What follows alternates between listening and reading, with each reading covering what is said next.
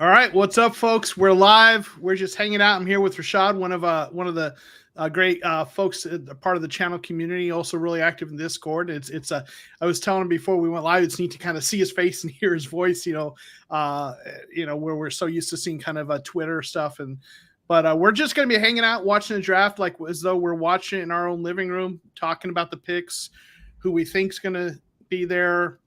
And if you want to jump on the stream. There's a link in the Discord. I'm going to use this as a chance to plug the Discord. So if you want to jump on with us, go join the Discord, and then you'll find that there's a link in there.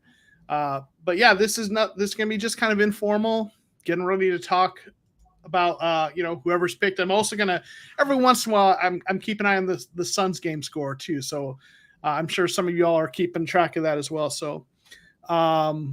So they're getting it started with their hype videos and stuff with the Jets and everyone. So, I don't know. So let's say hey to some of the folks that are here too in the chat. We got Classy Nasty, who's often the first person to throw up side eyes in the chat.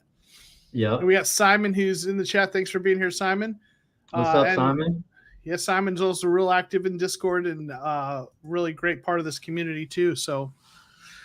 All right, so it's 8:00 Eastern time. The draft's getting ready to start. I imagine Jacksonville's on the clock, and I've also got that I can pop up here, the draft tracker. Wow. So I'll throw that up there. What is up? We got Wobble and Boom here. Hello, thanks for being here. So I can throw this up there. I can so we can kind of keep an eye on the picks. Mm-hmm. All right, so I don't know, Rashad, who do you think it is for Jacksonville? I mean, I think just from hearing, all the talk and what people have been saying, I think it's going to be Trayvon from Georgia. If it was up to me, I'd probably go Aiden. I think Aiden is the better player. But I think it's going to be Trayvon. Like everything that people have been coming out, and he's the betting favorite. Like I think he's like minus 250 right now to be the first pick. So he's it seems like he's pretty much a lock to be the first pick. Yeah, I think you're probably right. I mean, it seems like this, seems like at this point when we're like right up to the draft, usually, we start to get a really clear idea who that pick's going to be, like the whispers you start hearing at this point usually are right. So we got MKT Bongo in the chat saying Zion Johnson or Burks for my final picks. Okay. Zion Johnson's kind of my first kind of pick in terms of who I think it's going to be. PC Trapek wants a receiver at 23, preferably. Dude, I would love to get Olave. I know he's not the first name people talk about. I know he's not like the big outside receiver that they usually like, but man, I think that of all the receivers is that in this draft is the guy he might not have the highest ceiling, but I feel like he's just the guy who's going to step in and be, solid. He's going to be solid from day one. I mean, he does have a high floor. If he would have came out last year, he would have been a first round pick too. He decided to go back to school, and I mean, he's a good player. Like I wouldn't be mad with Olave. Yeah, for sure. I think he'll be gone by then. But longtime friend, Pedro. What's up, Pedro? Good to see you, man. Pedro and I used to play video games together a long time ago. So for like literally over 10 years ago, 15 years ago, it feels like. Wow. So it's good to see him here. Yeah. So okay, we got a question: Burks or Dotson? What do you think? What's your, in terms of your preference and what you think which way you think they're more likely to go? My preference is definitely Burks over Dotson.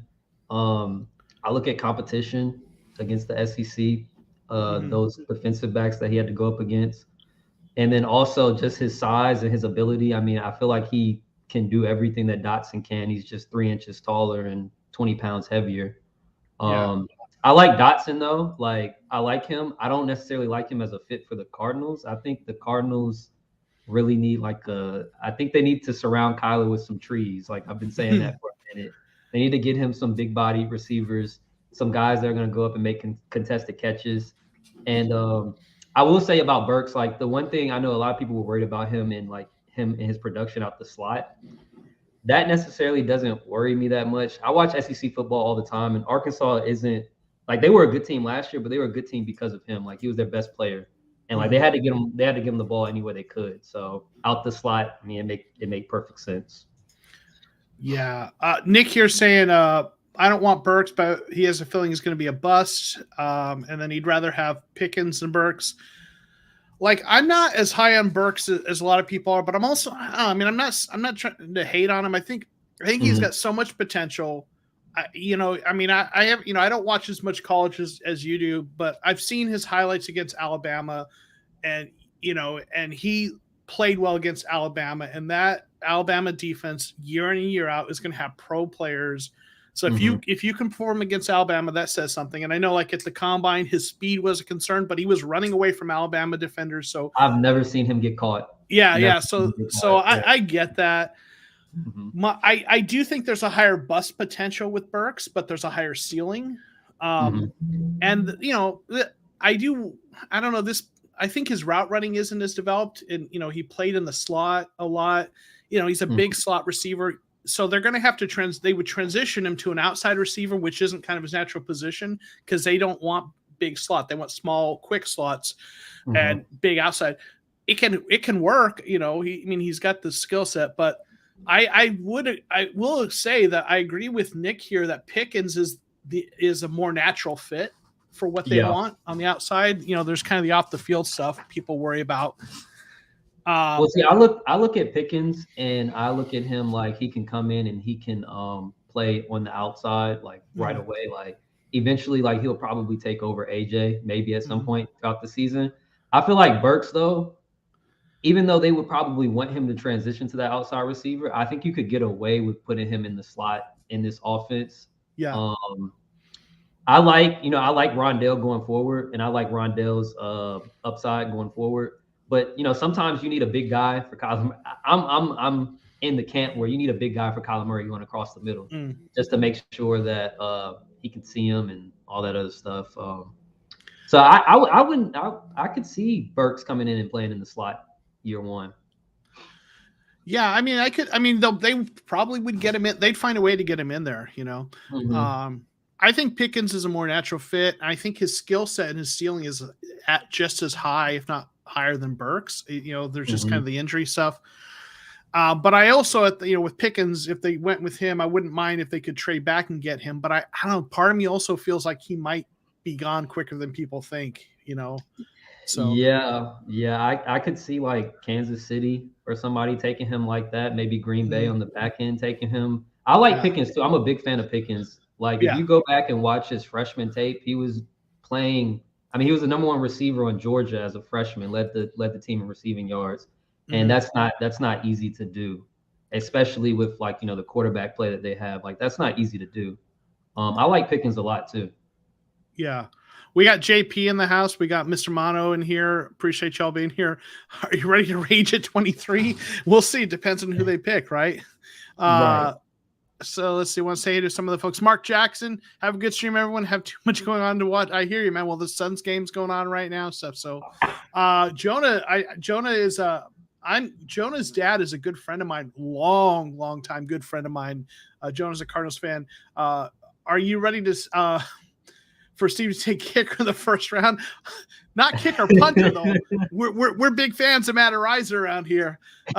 Oh man, he better not in the first round. Yeah, we got Lance in here, and I mentioned this earlier. If anyone wants to jump on the stream with Rashad and me, in the Discord, I've got a link for the StreamYard studio. So if you're in the Discord, you want to jump in there and jump on here with us, yeah.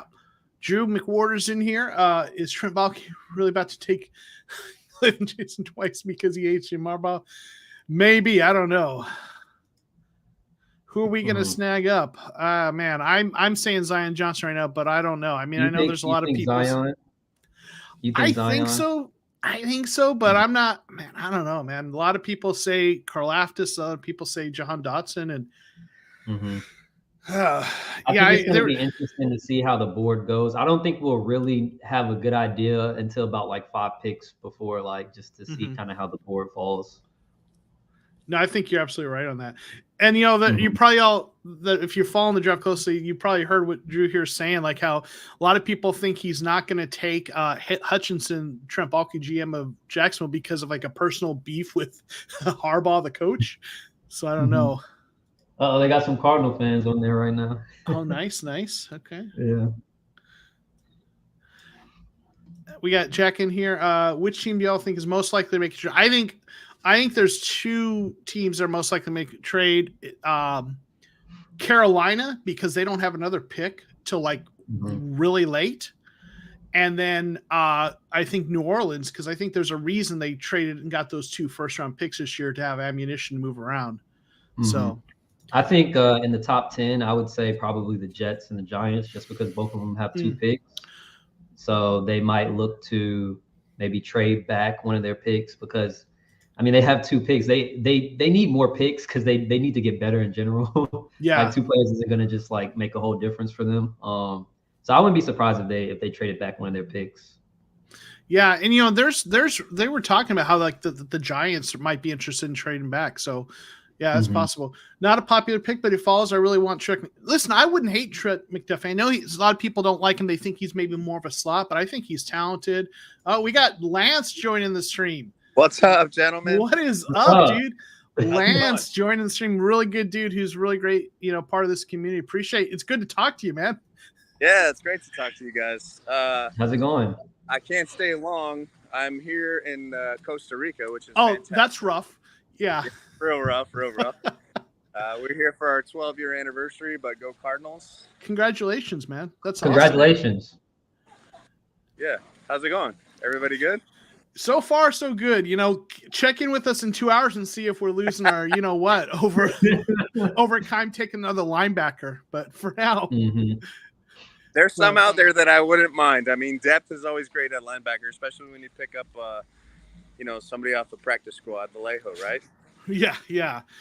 In the first round, though, if that linebacker isn't a pass rusher, I think I might still have a few issues. But yeah, so yeah, man. Well, I'm glad you jumped on to say hey, and you know that means a lot, especially since you're in Costa Rica, where it's probably a lot more to do there than hang out with us. So I don't know, man. You're in Florida. There's some awesome places. I'm actually in Georgia. I'm not far from Florida. Oh, that's you got Destin down there by you, right? Well, so I'm in South Georgia. So I'm in Georgia. So I've got a couple. I mean, I can get to Destin probably in about 3 hours, probably. That's a life down there. Yeah. Actually, my wife and kids are going down to Florida next week to see the in-laws, with my wife's parents. So they're gonna be in Florida while I'm grading final papers and stuff. So yeah, that's rough for you. Who else do we have? Yeah, this Rashad. That's the first time I've seen Rashad on the channel as well. Yeah, what's up, man? How's it going? Good, man. How are you? Look, I'm also in Georgia, except I'm up in Atlanta. Yeah, I'm in Atlanta. Yep. Nice. Yep. Okay. Got that hot Atlanta. So you're not a Falcons fan? Nope. We don't rock with that. We don't rock with the Falcons over here. So. Nice. Are you from Arizona? No. Okay. So I guess I should give some backstory to the Cardinals fandom. Actually, my family's from Louisiana. I ended up going to LSU, and my favorite player was Patrick Peterson. So that might ruffle some feathers. But he got drafted by the Cardinals. I became a fan. I've been a fan since. So, yep. Perfect. Yeah. No, he was a great player for us for sure. Yeah. A lot of people didn't like him later on in his career there, but I still thought he had it in him, but obviously things changed. Yep. Also, el otro amor. Sí. Amor loco. Sí. Okay. Gracias. I think at some point, I think there's going to be a point where the relationship will be kind of mended between him and the Cardinals. I think, it's. It has to. I mean, he's going to be a Hall of Famer, so like you kind of gotta mend that relationship somehow, some way. But yeah. For sure. Let's go. Suns, just checking the score. 34-33 is what I'm seeing. Suns up by 1 right now. So keeping an eye on that too. All right. So Jaguars on the board. So Rashad, you're saying Walker. I think it's probably Walker. Lance, do you have a guess on who the Jaguars are taking? Lance looks like he's on a golf cart down there in Costa Rica. We got Robert Moore in here. What's up, Robert? Appreciate you being here.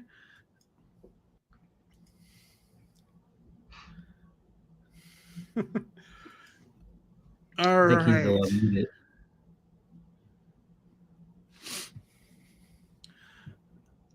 Okay, so let's see. There's a thin line between love and hate, and PP21.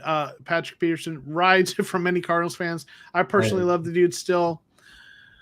JP thinks it's going to be Walker. The pick is in, so we're about to find out. Yeah, I don't hate Patrick. I don't think it was. I'm not a fan of some of the chirping that's going on his way out, but I'm not like angry about it. I'm just like, Yeah, whatever. It's definitely petty on both sides. That's fair, and I think Kimes the way he's kind of interacted with players has kind of been partly at fault. So, you know. So it looks like the pick is in. So we're going to find out soon.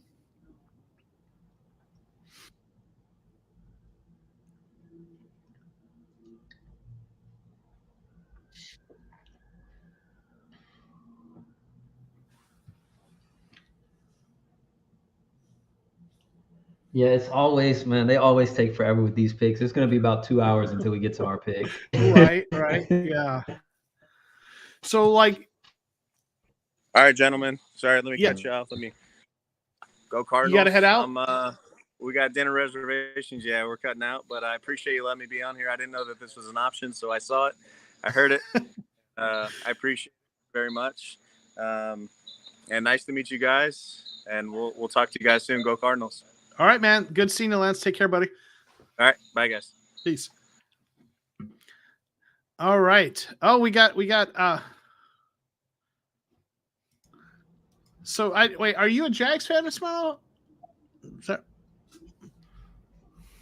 Yeah. Shad Khan does look a little bit like Mario, or is he more like Wario the villain? Is that what he looks like? I know. Yeah, he got that mustache that's pretty. Oh man, are they gonna announce it yet? Yeah, commissioner's up. Okay.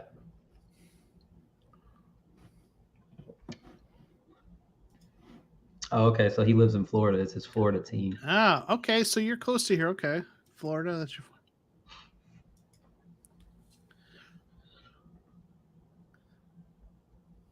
All right.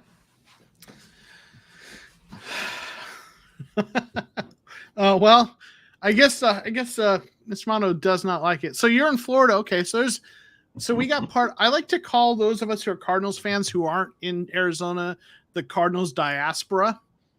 So we're all kind of that. Yeah. So like we're all part of the Cardinals diaspora. I like that. So we got wow. All right. So we got some folks who are surprised and or don't like that pick. I mean that they've been talking about that pick for a while, so I don't think should be a shock. Unless I mean not everyone's watched. Well, not everyone has no life like me and is watching Twitter all day. Right.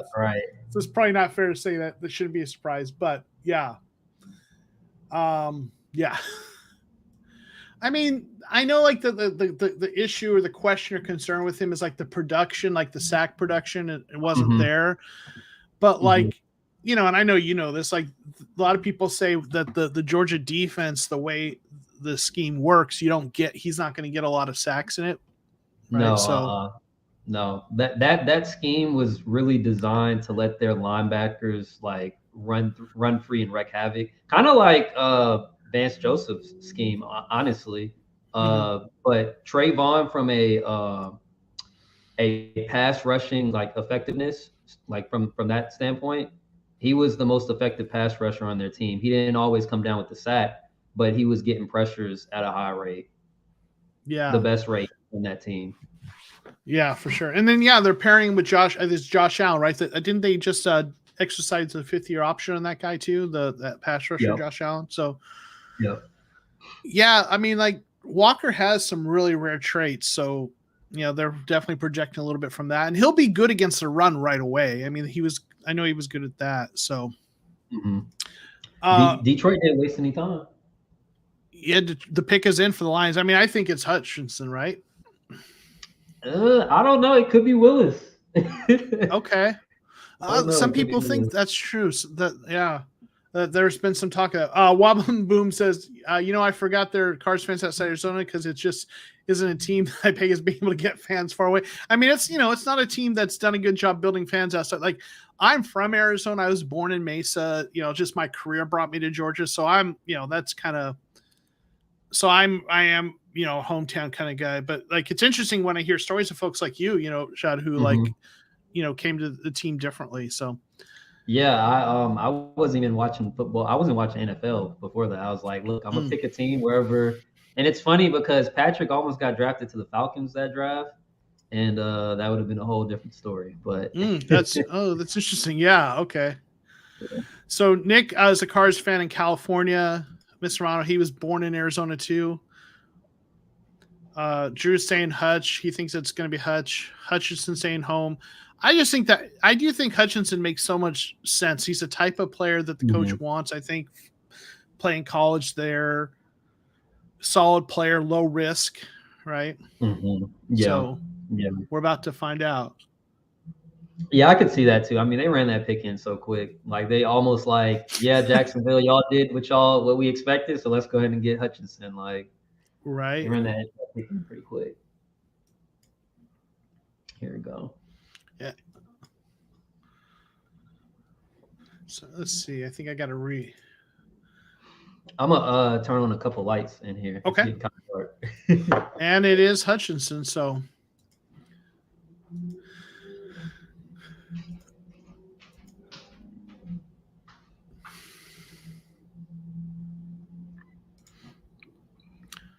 All right. Yep. So it's Hutchinson.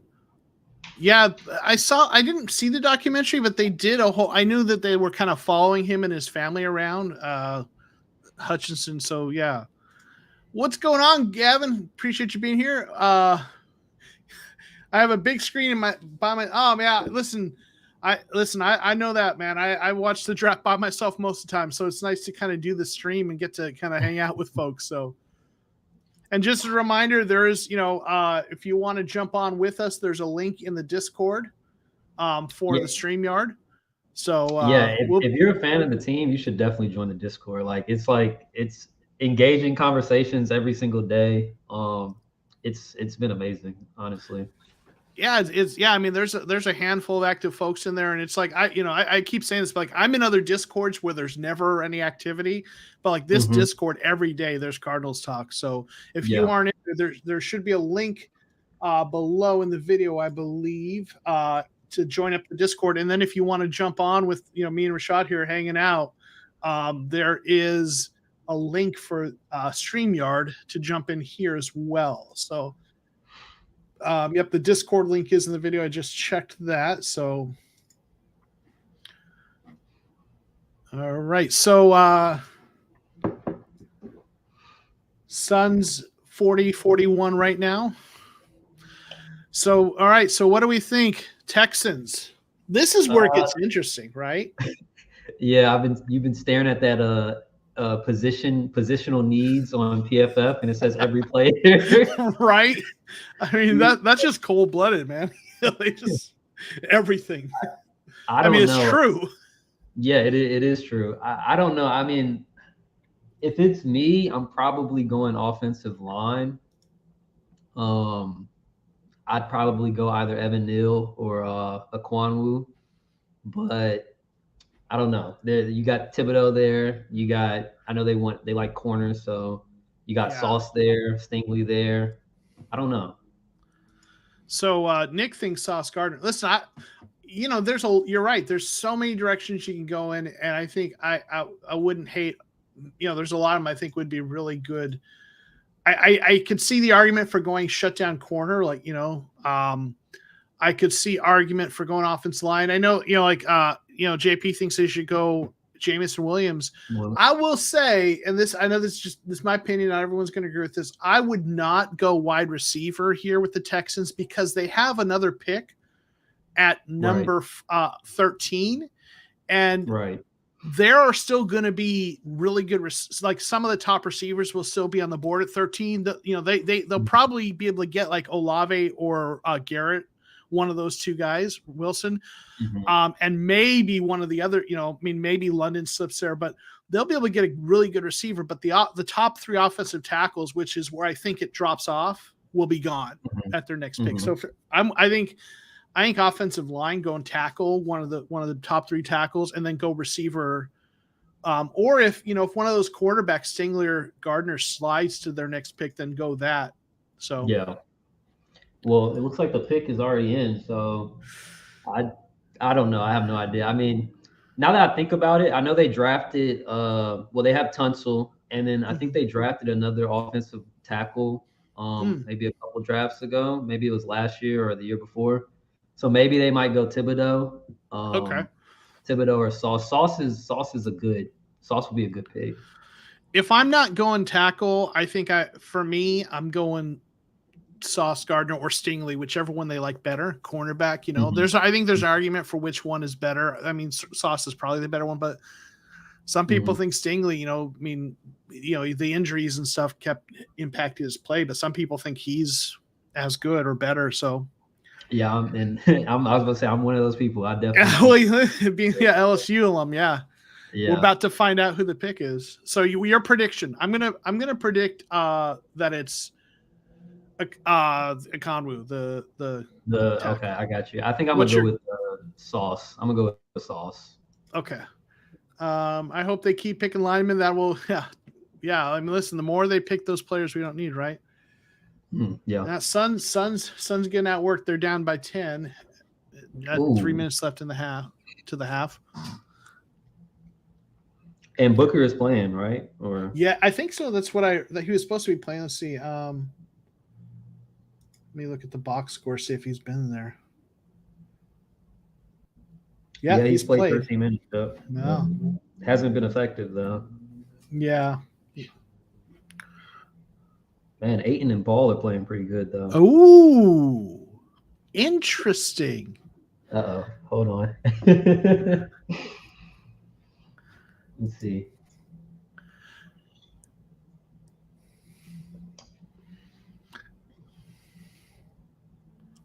Derek Stingley. Wow. Okay, so look, I saw some reports that said that they really liked him at 3.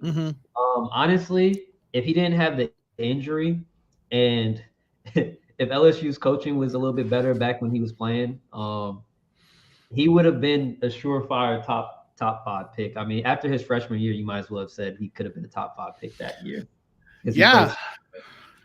I mean, I think you're right there. I mean, and I think teams see what he has to offer, and I think he's going to be good, really good. So yeah, Simons. I think Detroit. I do think that Hutchinson's a great pick for Detroit. There might be higher upside guys, but if I'm Detroit's GM, I'm taking Hutchinson. He's going to be a culture guy like J.J. Watt has been, in his career. So I like that. We got Jack in the chat saying future Hall of Famer Derek Stingley Jr. I mean, he's got the tools, right? So I'm not gonna, it's a little early for that, but he's got the tools. So I'm not, not gonna say he can't or won't. So, we got someone else join us. Oh, it's the man, Payo time. Hello. How are you Zach, guys doing, gentlemen? Good, man. It's so good to have you here. I know you're not busy. You don't have anything going on because it's the first round and the Rams don't pick in the first round. You know what? I am one of the Rams fans out there that's like, if we never draft in the first round again, all the better. Because the reality is, if you look at our past first round picks, they never really worked really well. So that's fair. We're doing great. But is it Rashard? It's good to meet you. Rashad, nice to meet you too, Pale. Don't you? Do you have a movie premiere to get to? Oh, I wish that was a real movie. Was that not the best draft type video ever? Do you have a video I need to see on your channel, Pale? No, not me. The Rams YouTube channel. They made a like Hollywood level quality action trailer for like a heist movie. Okay. And they had an actor play Les Snead at the very end of it. He's like, "We're gonna steal the draft." And like it was amazing. It was phenomenal. No, it was amazing. That was amazing. I was watching this. I was like, man, I wish after the Super Bowl we could do something like this. Like, like yeah, that was amazing. So is pick 104 when you pick next, or is that? Yeah, when we pick first. Yeah. Okay. It's the second last pick of the third round, and I'm really nervous that I'm going to stay up really late tomorrow night for it, and then the Rams are going to trade at that spot. Is that a compensatory pick or? Yeah. Oh yeah. You know it. So where did you? I know you all trade your first round pick for someone, but where'd the second and third round picks go? Von Miller. Okay. Yeah. Gotcha. But and again, that's one of those things that if the Rams don't win the Super Bowl, people are like, was Von Miller really worth a second and a third round pick for like 12 games? And the answer is yes. But no, happy draft to you and everyone watching.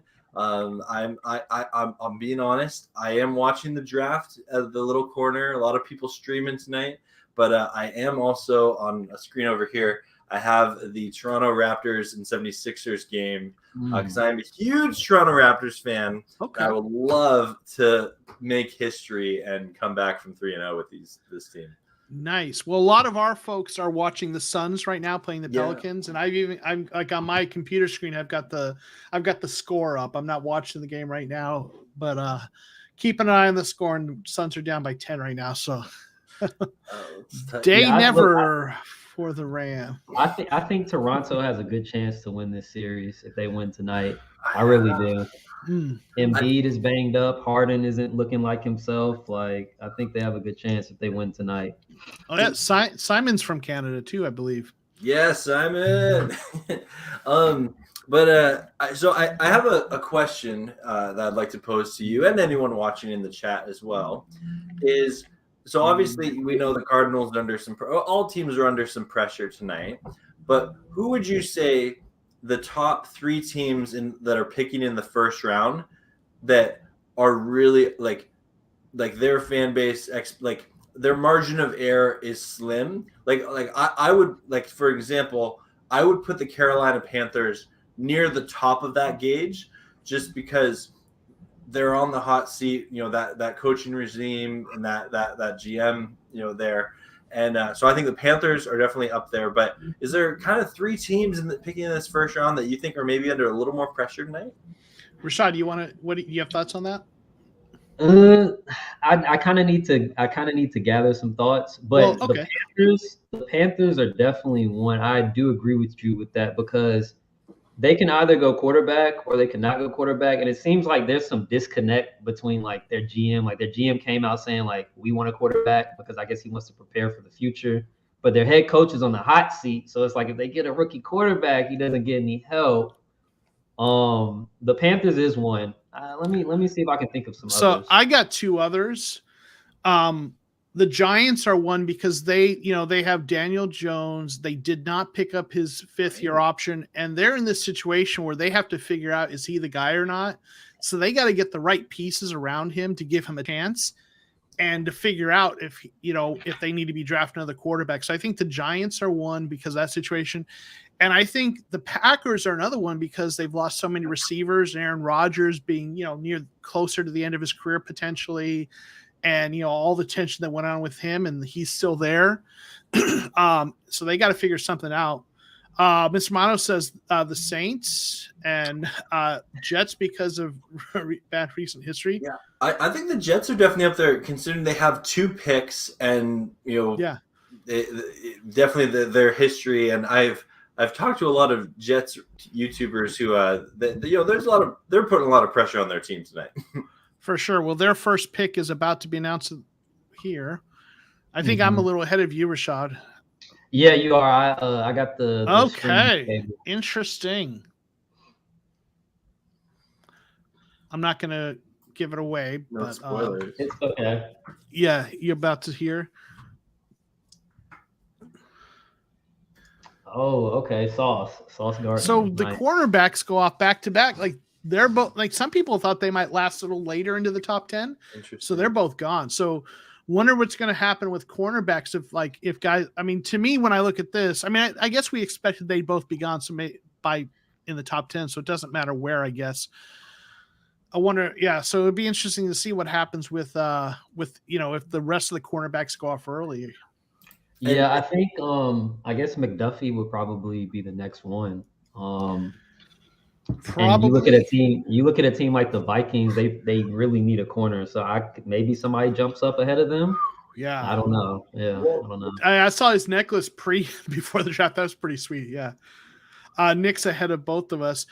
Gavin thinks that the Commanders with 2 first. I mean, you could argue they're under some pressure, because I mean Rivera's a great coach, but how long is how long does he have? I don't think he's on the hot seat yet, but I don't know.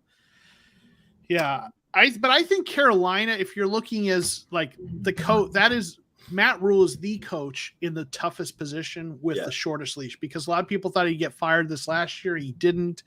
They don't have a clear solution quarterback. It's not a good quarterback draft. And they got their 1 pick in the first round, not another one, to like day 3 or something like that. So they also have a rough for them. Impatient rich owner. Yeah. So yeah. Let me ask. Oh, okay, go ahead. I was just saying, I don't like the Saints are interesting. I don't think like there's a ton of pressure because it's a first year coach. Mm-hmm. I mean, they've got the extra picks, so you want to hit on that, but like the coach isn't fighting for his job. They're not. They're not. So I don't know, but yeah. And we got a Vikes fan, Tommy. Yeah, this is not how. And that. Yeah, I mean, I've heard a lot of the folks I've listened to talk about like the Vikings desperately hoped that one of those 2 cornerbacks would somehow slide to them. I think at 12, if I'm not mistaken, and with them both being. I mean, I guess if there's a good thing, you've got the torture out of the way, like rip the Band-Aid off quickly that they're both gone. Yeah. You're not like waiting till pick 9 and 10 for it to happen. But listen, Tommy, and I'm definitely not trying to kick you when you're down. I'm sorry that happened. That sucks for you, man. If I were a Vikings fan, I'd be really disappointed in that too, because cornerback's definitely a need. So maybe McDuffie, depending on how your coach, how he fits your scheme.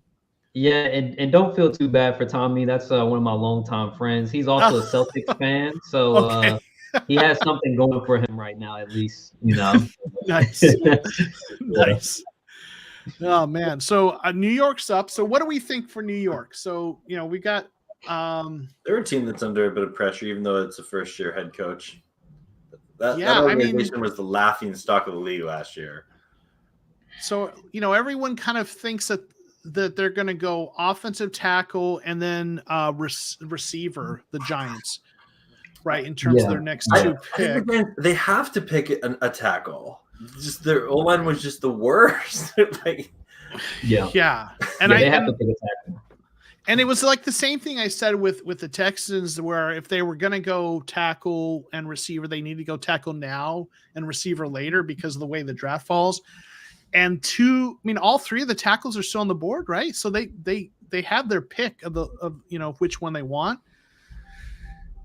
Unless they're, here's the thing: the Giants pick. Oh, you know what? They pick again at 7. So I don't know. I could see them going in a different position, knowing that they can get one of those top 3 tackles. In fact, 2 of them are going to be on the board when they pick again, unless they're trading back. Yeah, maybe they. I mean. Maybe they go receiver here, then tackle at their next pick? Well, Carolina is in between them, and Carolina could get a tackle, so they're probably just going to take the tackle of their choice right now. Yeah, it could. My thinking, though, is all 3 of the top tackles are on the board, and if they like all 3 of them, then they could they could go get the best receiver, their favorite receiver right now, and then just take, only one of those 3 tackles will be gone. If they like at least 2 of them, so I don't know. We'll see. It'll be interesting to see what they do here. I could live with McDuffie, but hoping for another addition to school LSU. Yeah.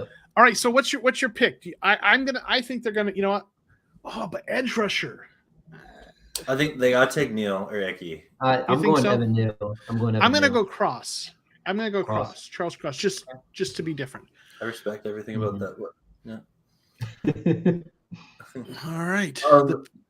I have to be honest. Something in this draft, as I've been like talking with my friends, like in non-YouTube world, I kind of said, I'm like, if in the first 5 picks, there's no like neither Neil or Icky are picked, I feel like they're trade bait. Like I feel like someone would trade up to get a solid tackle, and both those tackles were ranked very high.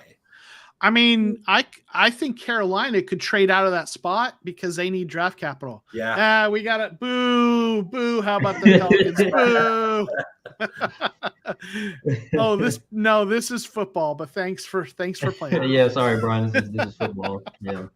Raptors are getting destroyed right now. Oh. Absolutely. All right. Yeah. So let's see who it is. All right, Giants. Where's Mina Kimes? She's in Vegas covering this thing. Who will get Did you see Mina Kimes and Kyler Murray's back and forth on Twitter? I did. Yeah, that was hilarious. You good? That was fun. Oh, sorry. All right, so they're about to announce it. Sorry, I just spoiled it. If you were paying attention to what I said, my apologies. I didn't hear or see. So it's okay. It's okay. This kid is pumped. He is. I'd be stoked if I ever got to call a draft pick for the Rams. Yeah. I am excited. Steven Jackson is slated to call their first pick in the 3rd round. So that'd be cool. Interesting. Interesting. Oh, now we're at the Panthers. I mean, I think the Panthers are going tackle or trading out. Thibodeau, man. I know some Falcons fans who they're gonna be upset. They really wanted Thibodeau. Yeah, Thibodeau's interesting. I know he's got some people kind of said that he rubs some people the wrong way. I don't know. I mean, he's got a different personality, but there's no he's a good player. There's no legitimate character issues. He just kind of, I think some people think something don't like his personality, he a couple things at the combine where he said he was going to do the drills, but then didn't, rub some people the wrong way. But he's going to be a great player. So, all right. So do you think Carolina trades out, or do they think they stay? And if they stay, what do you think they do? No, I think they stay.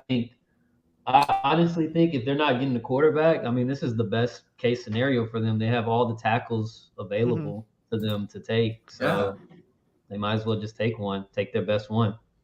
And I feel like because the Giants have their 2nd pick coming up right after this, maybe they feel that they're still going to get one of those tackles in that 2nd spot.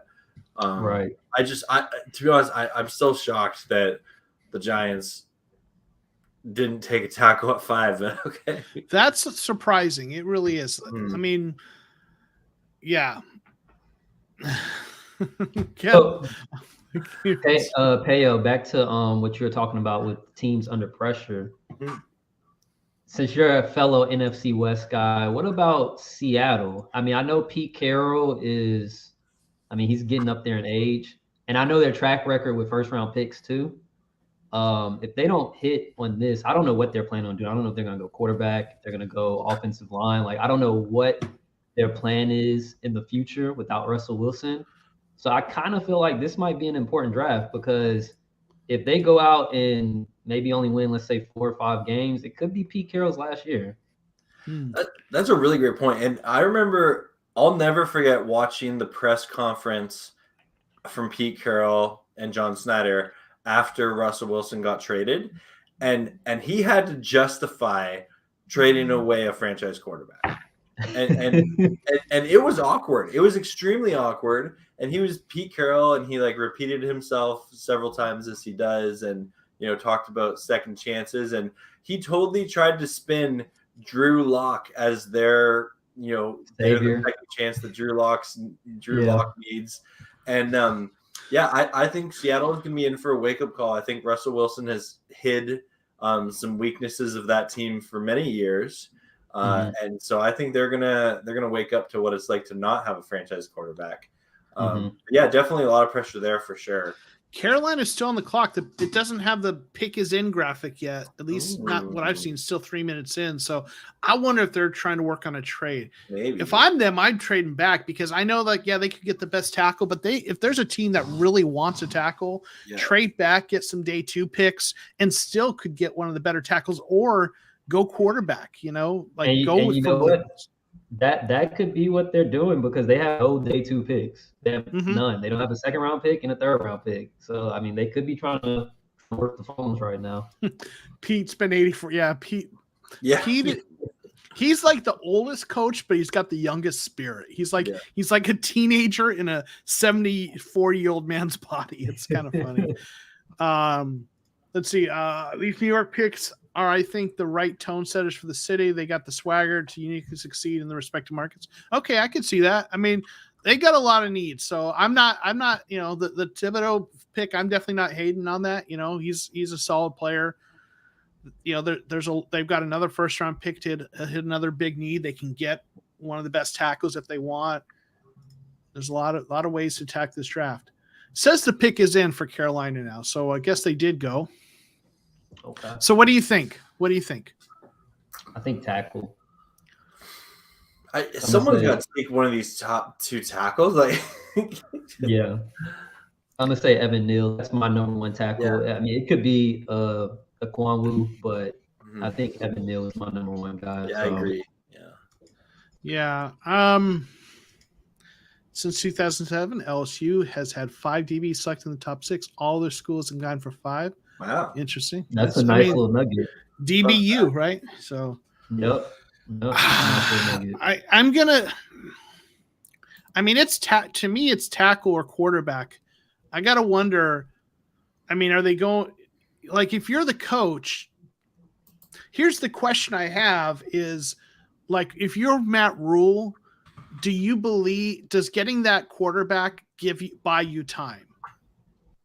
If that makes sense, like in that, is the ownership going to say, okay, you're on, I mean, obviously they don't say this outright, but is the ownership going to say themselves, all right, we're going to give him a couple years with this new quarterback? Because if I'm Matt Rule, and I want a chance, I want to be tied to a quarterback and hope that gives me a couple years to develop that. If they're, Gavin thinks tackle, Brian thinks about to make Matt Rule reach for quarterback. So I'm going to say quarterback, and I know it probably end up being tackle, but I'm going to say quarterback. They don't have one because either that or it's Darnold or trading for, Baker Mayfield. And what do they have to trade for him? I'm going to say it's not Malik Willis. I'm going to say it's someone maybe like Corral or Pickett who they think is a little more ready to go. I think Malik Willis is my favorite quarterback in the draft. I think he's got the highest upside. He's got the skills, but I think he needs to go someplace like Pittsburgh where he's going to get to sit for a little bit. But I'm going to say quarterback. So you guys both think tackle though? I'm still going tackle. Yeah. Okay. I think tackle, but I could see, like Brian had mentioned, their GM, like making him reach for a quarterback. I could see that too, because the GM wants the stability for the future. The Sam Darnold experience, it didn't work out. So he wants that stability for the future. And I agree with you. I think Pickett is more their speed because he could be ready to go this year. But I also like Malik Willis as the best quarterback, though. Yeah, no, like if Malik Willis to me, like is the guy you want if you're going for the best long-term quarterback, in my opinion. He's got the tools, and he's a good kid. He's going to work hard. It just the system he played in and the talent he played with maybe didn't prepare him to be ready right away, like some of the other quarterbacks. But I think he's going to be better when he gets his stride. Such a great kid too. I mean, a lot of them are. I'm sorry? It said the pick was in for you? Yeah, it said that for a few minutes now. On the screen, the pick is in on ESPN where I'm watching it. Okay. The board about to be a legend and take Mac Corral. Mr. Romano, he hoped that it's a quarterback. Me too. Push those guys down the board. Man, if they had a second round pick, then they could go quarterback there, but they don't. You know, I mean, there'll be a quarterback there they could take. All right, let's see.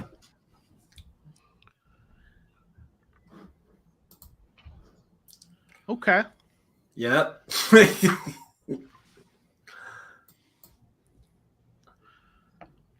Man, I must be really behind y'all. Yeah, you're a little bit behind. I'm watching on the Bleacher Report It's draft, still counting down, man. and they seem to be quite well ahead. I'm on YouTube TV watching ESPN through YouTube TV streaming, so keep those. I think I'm about to go to the ESPN app. All right, I mean, you know, like I don't want to ruin anything. I think I think the pick's out. Well, I think enough. Oh yeah. Well, I think it was like for the Panthers, you need to address the offensive line. Mm-hmm. You know, I would have taken Neal personally, but again, I'm not an NFL GM for some reason. No, you know. And maybe the Panthers tried to trade out of it, but just they didn't get an offer that they liked, or you know that they couldn't get. They were trying to make offers that no one accepted. Right. But yeah, because we're not going to hear from the Panthers for a while now. Yeah. So they're in quite a spot. So I guess you know if you believe in the player, you take them, right? Yeah, I mean, I think it's a good pick, and I think I think all three of those tackles are really good. You can't go wrong with them. It just pick your preference. You know, I mean, like like it's hard to trade out because no one wants to trade up, obviously because it's a bad quarterback class. But like, I don't know if I'm the GM, and maybe this is why I'm not the GM. I would this year be willing to take a trade that's below market value. Yeah, like if I could go back, like. Normally if you're trading back, if you're in the spot where Carolina was pick 6 and you go back to pick 10 or pick 12, normally you expect to probably get a maybe 2 first round picks, or a first in a couple seconds or whatever. In a year like this, I'd be like, you know what? If you're a pick 10 or 11, you want to trade up here, give me pick 10 or 11 and give me a second. Yeah. Right. And I'll take a reduced price because I would be willing to do that. There's no quarterbacks. Normally, people trade up for quarterbacks and it's a premium. So it's like you kind of have to take a reduced price, right? Yeah. Because nobody's not going to trade up for. Do you guys know, did any of the quarterbacks go, like, are they there at the draft? Like, Yep, a couple of them are at least. I think Matt Corral is, and Malik Willis definitely is. Is it Matt Corral who was? I know I saw 2 of them interviewed kind of on the red carpet. Malik Willis definitely was there. Maybe the other one was Kenny Pickett. I don't know. I think Pickett's at home in New Jersey. I think they showed him there. So yeah, I mean, it sounds like if he doesn't go earlier, Willis to Pittsburgh seems like what everyone's saying, right? Yeah, and like Mr. Brown is saying, he thinks more teams would be willing to pay that reduced price too. Yeah, I mean, like. New Orleans wants a tackle, a lot of people think. So, like, maybe I don't know that they trade both of those first round picks to move up this far. If they would, I'd be like, let's do it. But it didn't happen. So, Giants pick is in. Okay, so what do we think here? I think I'll take. Has to be tackle. I think Neal. Yeah. You think Neal? Yeah, we've been saying Neal for a minute. It has to be him. Yeah, I think it's tackle also. I'm going to say Cross, just again, contrarian, but I think it's tackle. This guy thinks it's Neal on the screen. Okay. If it's anything other than tackles, I know Giants fans are going to go crazy. Nick thinks it'll be Neal. Yeah. I mean, if they don't go tackle, it's receiver, but they have receivers. JP thinks Pickett. I don't think so, but rumor has they've been shopping their receivers, Slayton and Tony. I heard that. Yeah, they've been shopping them. Yeah, I am. This is I guess the Twitter report, the court of public opinion is in play. It's funny, the Jaguars are getting pretty torn apart for their first pick. Even though everyone kind of knew it was going to be. Yeah. I'll never understand. Like, and at the end of the day, say what you ever want about any of these players, you don't know until they get on the field. And right. No. like we've seen rookies that have had, bad or less than ideal circumstances in terms of, organizations and coaches, but still go on the field. Like, and take Trevor Lawrence from last year, like literally the worst situation to get drafted into, and there was still enough from him to be like, okay, like the guy can maybe ball in a bit, but he's not there yet. Yeah. And his team still was the worst team in the league last year. So y'all see who the pick is? Has it shown up for both of you guys now? Evan Neal. Okay. Evan Neal. So you guys were right. Ha! Right. 1 for 7. Yeah. Aha. Yeah. Okay. Hey, I think it's a great pick. Yeah, I think Need for them. Yeah. Yeah, quarterback is kind of tricky because like we've gotten so used to quarterbacks coming in now and performing well early on, but people sometimes forget like Peyton Manning had a really crappy rookie year, and so it's tough though. But but at the same time, a lot of quarterbacks come in and play better right away. I mean, Kyler Murray played really well as a rookie, So do you know who else had a horrible rookie year, but then he's never lost to the Cardinals since? I already knew where you. Once you said that, I knew where you were going. I'm sorry, guys. I couldn't help it. You know what I say to that? Oh, that's what I say to that. No, just kidding. Yeah, jerk. Sorry, I couldn't help it. No, you're right. Fair. I still think it's the funniest thing ever that Jared Goff, for whatever reason, has the Cardinals number. I don't. He's a Cardinal killer. I know it's so random. I don't get it. I mean, I think it's funny too. That's the sacrificial lamb. That's why I call Jared Goff. Yeah. Nick thinks they're going to take Willis. Okay. JP thinks a wideout.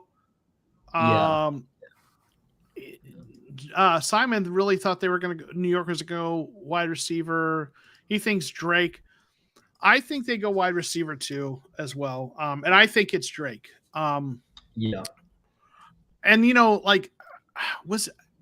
I'm trying to remember. It might have been Brett Coleman. I think it was Brett Coleman who made this point. If you look at the Falcons, with Kyle Pitts, and if you add Drake London, you've got two really big receiving threats. How many defenses have two cornerbacks big enough to cover those guys, or safety, like two tall, big, long guys to cover both of them? So that creates an interesting mismatch because, there are guys out there like that. There are teams that have a tight end, big tight end, who's like that. There are team, Mike Evans, right? And there are receivers like that, but like not many teams have two of those big kind of, matchups like that. So that's interesting. Yeah. Red zone nightmare, right? Yeah. Mariota got to throw this. They're going to have to get a quarterback at some point. They could draft one in the second round this year, or they could take one next year when it's a better quarterback class, So, you're looking for the long term, right? Honestly, I think go ahead. Sorry. Oh, I was just about to say, I think it's London, and just like an interesting little Cardinals nugget. Kyle Pitts caught his only touchdown on U.S. soil last year from Kyler Murray. He did not have a touchdown in America. In the Pro Bowl, was it? In the Pro Bowl, yep. That's awesome. So was it a London game where he caught his touchdown, or? Yeah, he went crazy in London. I think that was his best game. He had a touchdown and like over 100-something yards. Yeah, interesting. Honestly, I feel like the Falcons are kind of the front runner for the number 1 pick next year. And it wouldn't surprise me if they're content not taking a quarterback high in this draft and just, trying to build their roster. It's kind of been depleted of talent in a lot of ways. Mm-hmm. you're getting some love for your stat of the night. That is Stat of the night. Yeah. I still would put I still think the Texans are going to be ahead of them for the first round pick, and maybe depending if the Jets don't get better, or their quarterback, if Wilson doesn't get ahead, I think they've got a really good coach in Atlanta. Yeah. Okay. So I think they'll be in the top 5 to 10 most likely. Fair. So they I guess so. It's maybe splitting hairs a little bit. They'll be in a position to look at a quarterback next year. So. Yeah. And I might be a little bit more optimistic about them just because I'm in Atlanta and I have friends that talk about them all the time. I think they're going to be pretty decent next year. I think they went 7-8 last year, something like that, maybe 7-9, however many games it is now. I think. Oh, sorry. Good. Yeah. Oh no, I was just going to say I think they're going to be somewhere around there next year, maybe 6 or 7 games. So I don't know if they'll get the number big, but I think Arthur Smith's a good coach. Yeah. Who they got from the Titans. So. Let's see. Here it is. Pick is in. And I'm saying Drake London, by the way. That's who I was saying. Yeah, you'll see in a minute who it was.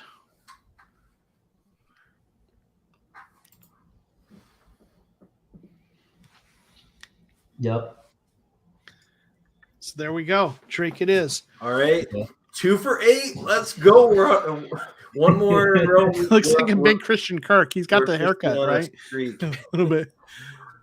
I mean, listen, I know everyone loves Jameson, and maybe it's just what I like. I think, to me, Drake London is my favorite receiver in this draft. Mm-hmm. I know he's not as fast, but and I know some people say with the big receivers, sometimes they don't get separation, but he's a good route runner. He has got good body control. Man, if you've got a good bit receiver like that, and he's got enough speed, good at 50-50 balls, man, I really like London. Yeah, I think what Mono said, he looks like a big Christian Kirk. To me, he kind of reminds me of, and I know everybody says Mike Evans, but to me, I see a little bit more Michael Thomas. Okay. Just because of his route tree. I don't necessarily think that he's going to be the best deep threat. Mm-hmm. And he gets separation. And there's many ways to get separation. He makes separation at the catch point. He figures out a way to get separation at the catch point. But I kind of see a little bit more Michael Thomas in him than than Mike Evans. Yeah. Just put Kirk in creative player and just make him taller. He's got some of the same facial features and haircut and stuff, so it looks a little bit like him. His face looks like Kirk. Yeah. No, I think that's a great pick for Atlanta. I've got a good friend who's a Falcons fan. I mean, like I said, I live in South Georgia, so I know a lot of Falcons fans. Mm-hmm. So I like that pick for them. I think you build the roster right now. Look with the idea that you're going to be drafting quarterback next year, and Mariota's your bridge quarterback, and you're wanting to build a roster so when you get that quarterback, they're good to go. Seattle, division rival. What do we think? And while you're pondering that, just FYI, the Suns are 65-69. They've got it within 4 points of New Orleans, is what I'm seeing on the score. They were down by 10, so they're making it a closer game. So what do you think Seattle's doing here? There's so many ways. I'm going to say offensive line. Mm-hmm. I think offensive line makes a lot of sense for them for a lot of reasons, but it leads me to think Seattle's not going to do it. I think they might be trying to trade out of it, to be honest. I could see that. I could see that for sure. And I don't know, because maybe I don't see them taking Malik Willis. Maybe a pass rusher. Yeah. That's true. Pick someone. Yeah, you're right, Mr. Mono. Yeah. Cross is still there. If you look at what they do in the first round, they take a lot of pass rushers when they do pick in the first round, and offensive linemen sometimes. To me, if they stick here, they low key bad at drafting, right? And for me, if they make the pick, I do think it's either tackle or I could see Jermaine Johnson, like the edge rusher. I see that.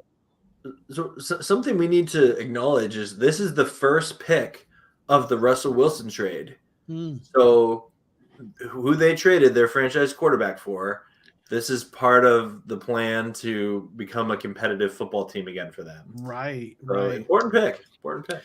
I mean, they could go quarterback, but I don't think this is the pick to go quarterback. I mean, they could have their pick of the litter. They could get the guy they want. Mm-hmm. But if you look at how they built their team last time, like before the Russell Wilson, they built the roster and then drafted the quarterback. Yeah. Right. And I don't know if they'll do that again, but I could see them doing that again. So so I'm going to go ahead and I'm going to say offensive tackle if they don't trade out. Let's see. We've got is Cross the only one of the top 3 left? So it's Cross, right? Yeah. Yeah. So I'm going to say Cross. What do you guys think? I also think Cross. I think Cross, but I want to be different. I'm just looking at my board to see who. You know what? Cross literally makes the most sense out of anyone left for them. Which is why you think they won't take him, right? Yeah, which is why I don't think they're going to take him. I mean, Jermaine Johnson makes some sense too. Yeah. I if they take if they take Malik Willis or another quarterback, I think there's going to be a lot of outrage about that.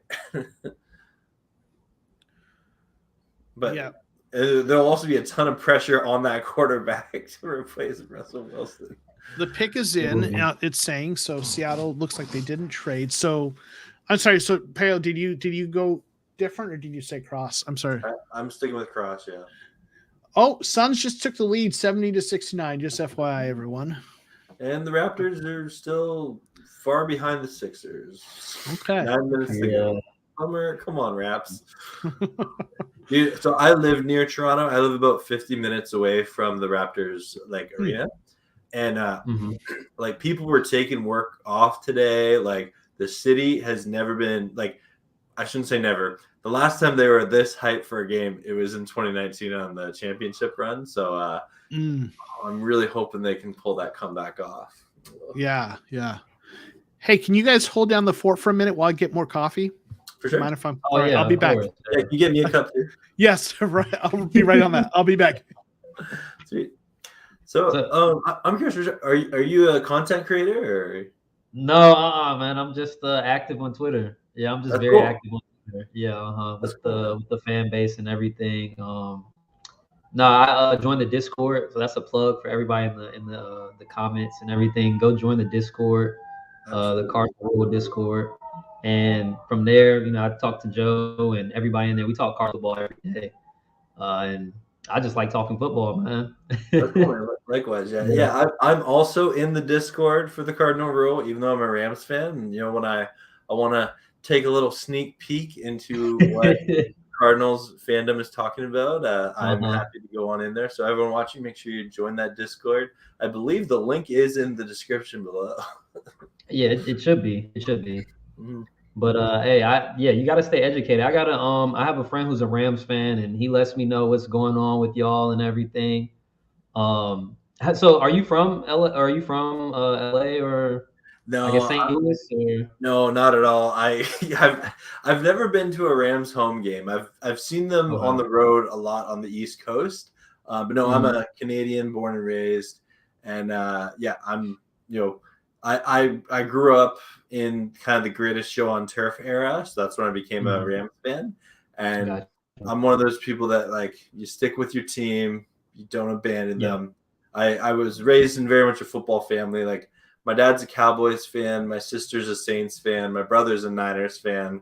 And my other brother is a Falcons fan. So we have lots of football representation in our household. I got you. I got an interesting story for you then. So I've never been to a Cardinals home game either. I've been to multiple Cardinals games on the road here and there. But I've never been to a home game. And the one year that I went to Phoenix, that season they ended up playing in London, and it was around the time when the NFL did their London thing. I'm pretty sure they played the Rams in London, and I was so excited. I'm like, man, I'm gonna go to a bar and watch the game. Blah blah blah. I don't think they scored a point that game. I think that was the game. I think we got shut out that game. That's the worst. It was hurtful, man. It was I'm hurtful. sorry to hear that. That was the one time that I was in Arizona and I was trying to go to a game, but they were playing in London. Yeah. So we were all right with Cross, it seems, huh? Yeah. Okay, we're officially on a 3-pick streak. 3 picks in a row, folks. Wow. Let's go. Does Drake look not very happy to be a Falcon? I don't know. I don't know. It didn't look quite like Eli Manning, so it could be worse. Hey, what is up, Deontay? Thanks for being here. What's up? We're enjoying the draft, hanging out. Let's see. Peo, Tony Pauling says the Rams draft Stroud. Okay. Hey Peo, do you cheer for the Cards when we're playing against teams that are not the Rams? You can be honest. You don't have to lie to make friends. I'm going to be honest, but I also like to be respectful.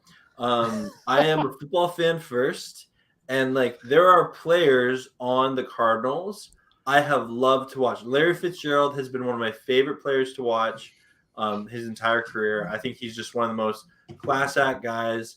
I appreciate a lot of what he does, and the Cardinals have had some other really good players, but I do not actively cheer for the Cardinals because they are in the same division as my favorite team, the Los Angeles Rams. But I'm not super. I don't like, and pardon my jab earlier, but I don't like. No, it's fine. I don't like to consider myself a really good trash talker. I can take it, but I can't dish it out, if that makes sense. No, yeah, that's fair. Any trash talk I do is always like fun and in good nature. I don't like talking trash on Twitter to people I don't know. No, yeah. Like, because that's just, then you're just kind of being a jerk to people you don't know. Like I'll take a fun jab at you, but I know that you're a friend of mine, and you'll take it. You'll know it's in good nature, and you'll reciprocate, right? Yeah, but you wouldn't just boot me off of the stream because of one jab. Right? No, I would never do anything like that. See, exactly. Yeah. Yeah.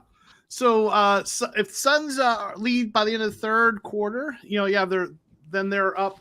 Oh, wow. Of course, I never like to tempt fate, so I didn't say that it's a wrap, because then if I say that, then they're going to end up being 50-1, right? But they're really good in clutch time, so crunch time. So they're 75-73, 4 minutes in the third quarter.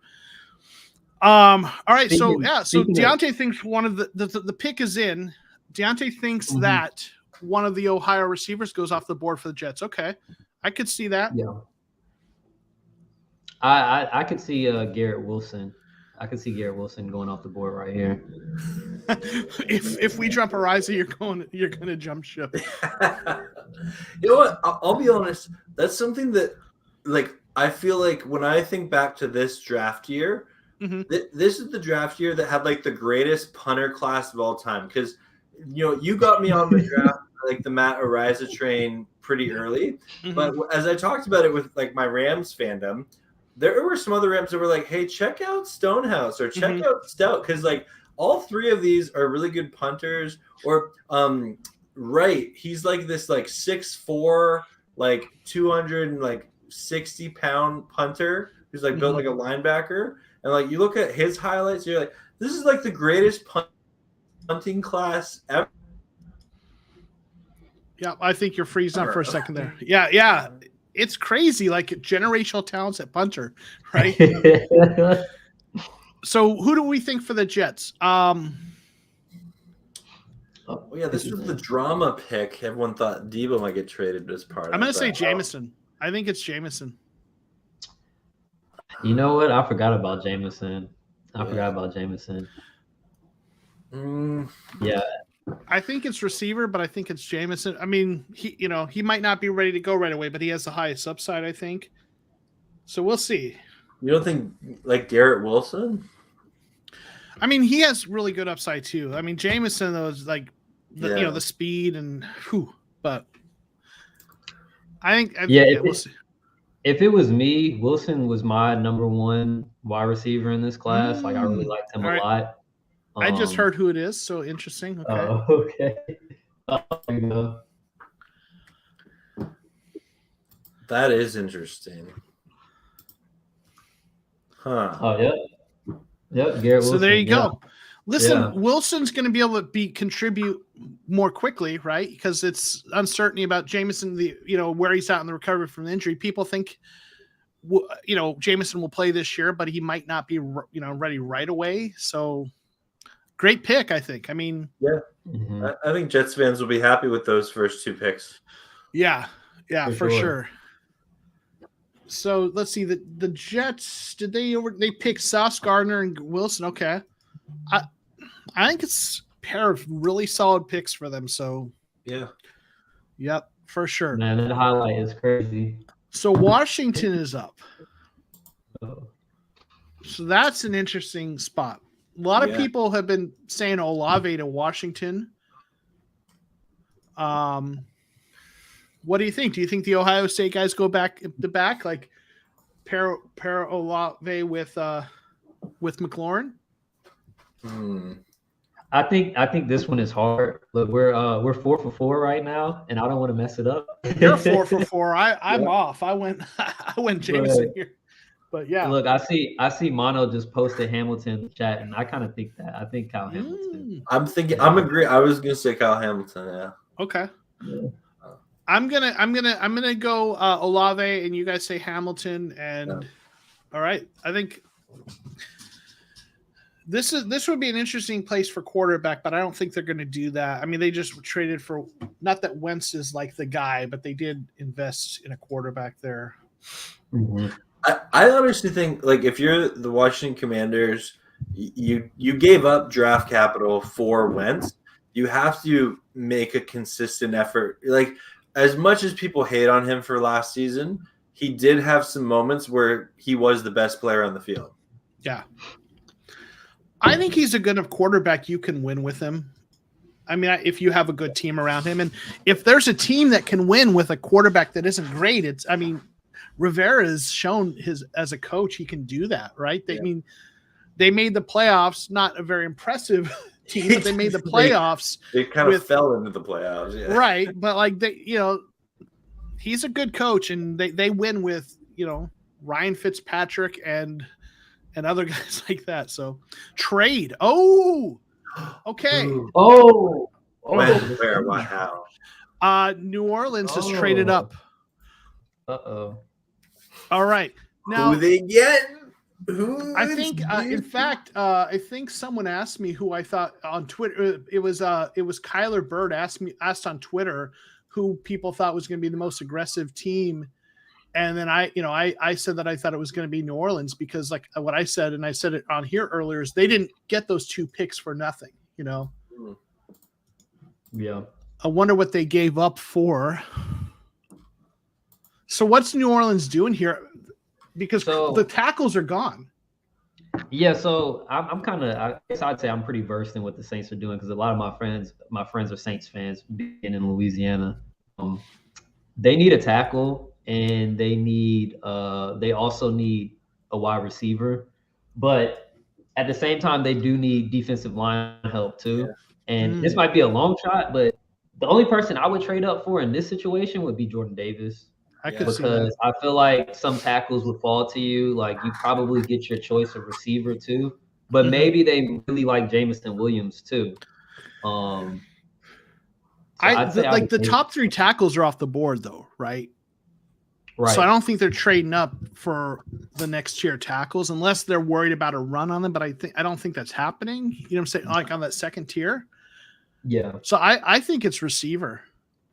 Because, and what's going on with Michael Thomas, right? Because he's been kind of in limbo last year or 2, right? Mm-hmm. Mr. Mono thinks it's a quarterback. I don't think, the question is who was ahead of them who was going to take a quarterback? Yeah. They were picking soon anyway, right? I think it's receiver because who'd they jump, right? They jumped the Chargers and Eagles. Those are some teams that it could be defensive line, right? Or it could be receiver. Mm-hmm. I'm going to stick with Olave. I've been saying him, but maybe Jameson. Maybe they want Jameson Williams. Ooh. Yeah, well, and a lot of people predicted going into this draft at some point a run on receivers would happen in the first round. And, maybe this is the pick that starts that run, right? Yeah. All right. So thanks for the update. The trade compensation, Washington set number 11 to the Saints for number 16, 98, and 120. Okay. I think it's a good trade for Washington. Yeah. Yeah. They didn't give up too much. Was that 98's a third, late third, and is that a fourth, maybe? Third and a fourth? I think that's a pretty good trade for the Saints too, to go get your guy. Like, I mean, you're giving up, was that a late third? Is that like a comp pick? I think it's a late third and a fourth. Hey, what's wrong with comp picks? Oh no, I'm just saying. Listen, they gave up we got third 3 of them, so yeah. The Rams, we make a living off comp picks. Maybe Williams. I think it's a receiver. I mean, unless they're trading up for Jermaine Johnson, but I think the guys they're trading up ahead of here are guys that might have been looking receiver. Chargers, Philly. I don't know. We'll see, but I think it's receiver. I like, and they still got another first round pick, which is nice too. I'm just laughing at Twitter right now. Some people are taking some shots at the Seahawks saying, like, you finally drafted an O-line for Russell Wilson. Nice.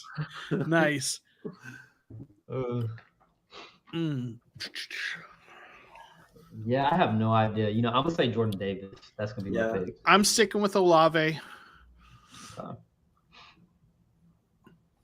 We'll see. Pick is in. I've been agreeing with Rashad a lot, and he's been right a lot. Yeah, he's been right a lot. And so, hey, look, I look at stuff every day. Yep. So I've queued up something to keep track of. I don't know if y'all watched the video where I said who's still going to be here, but I've got this screen to kind of see. The players. The players in green are the ones I thought the Cardinals would likely pick. The red and yellow are the ones I said would be gone. So as we get closer, I see how badly I missed on that. Okay. So last year though, like I got all the players that would be gone before the Cardinals picked. I correctly picked. I didn't pick exactly what order, but yeah, NFL is addicted to speed. That's true. That gives me an explanation of who the pick is. Well, I don't think it's in. It's not in, or it's in, but it's not been announced yet. But I think he's responding, kind of agreeing with Simon here that that rationale for it being Jameson Williams. So yeah. I honestly, like, if there's anything I've learned the past 3 years in football, speed is nice. Speed is cool. I want an intelligent, like, athletic football player before a fast guy. And I say that not just because of, like, Cooper Kupp, but, like, a lot of the Rams players are intelligent, like, high football IQ guys. Yeah. Can put in the work ethic. Well, if you're fast, but you're in the wrong spot, or you don't process as quickly and you have a delay to reaction, a guy who's a little bit slower but is a quicker processor or knows where to be in the right place is going to be functionally as fast or faster than you, right? So you have to be fast enough and you have to process quickly, right? That's kind of what you need, and that's where that football IQ comes in, right? So you want Alec? Man, I want Alec. I tell you, I want the Cardinals to draft Alec Pierce.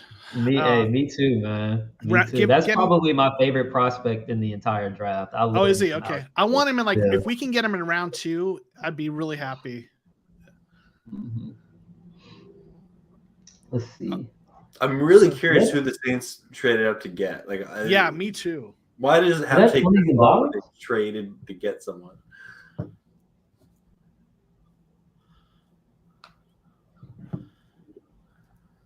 They're promoting the Amazon Prime game. They're doing a commercial. Tony Gonzalez is doing a commercial for Amazon Prime. I was about to say, Tony Gonzalez. I know he played with the Chiefs, but he also played with the Falcons. Yeah. I'm really excited. Next week, I'm doing an interview with one of my friends from school. He is actually a photographer for a Canadian sports network, and he's at the draft. They flew him there as a photographer. Oh, awesome. And so I'm going to interview him about his experience. I'm pretty stoked about it. They traded up to get a punter. Yes, they're going for Matt Ariza, right? Yeah, too bad there's no way to test. Yeah, there's no way to test it. Really, I think that's where film study comes in, right? And Robert's got a point. You can't test at the combine. Yeah. That's why, like, your scouts watch film and then use the combine just to kind of check things, right? It's and to see, does everything kind of add up? And I would even say that the part of the combine that we don't see that's probably one of the more important parts of it is the interviews. Mm-hmm. Right, for sure. And I agree with you, because I try to go out my way to watch as many interviews these players as I can, because that's something that, like, you can look at the tape all the time, but seeing how these players talk and how they like think and stuff like that goes a long way. Yeah. And they announced it. I'm not going to give it away, but there's a trade. So the Minnesota is on the board after.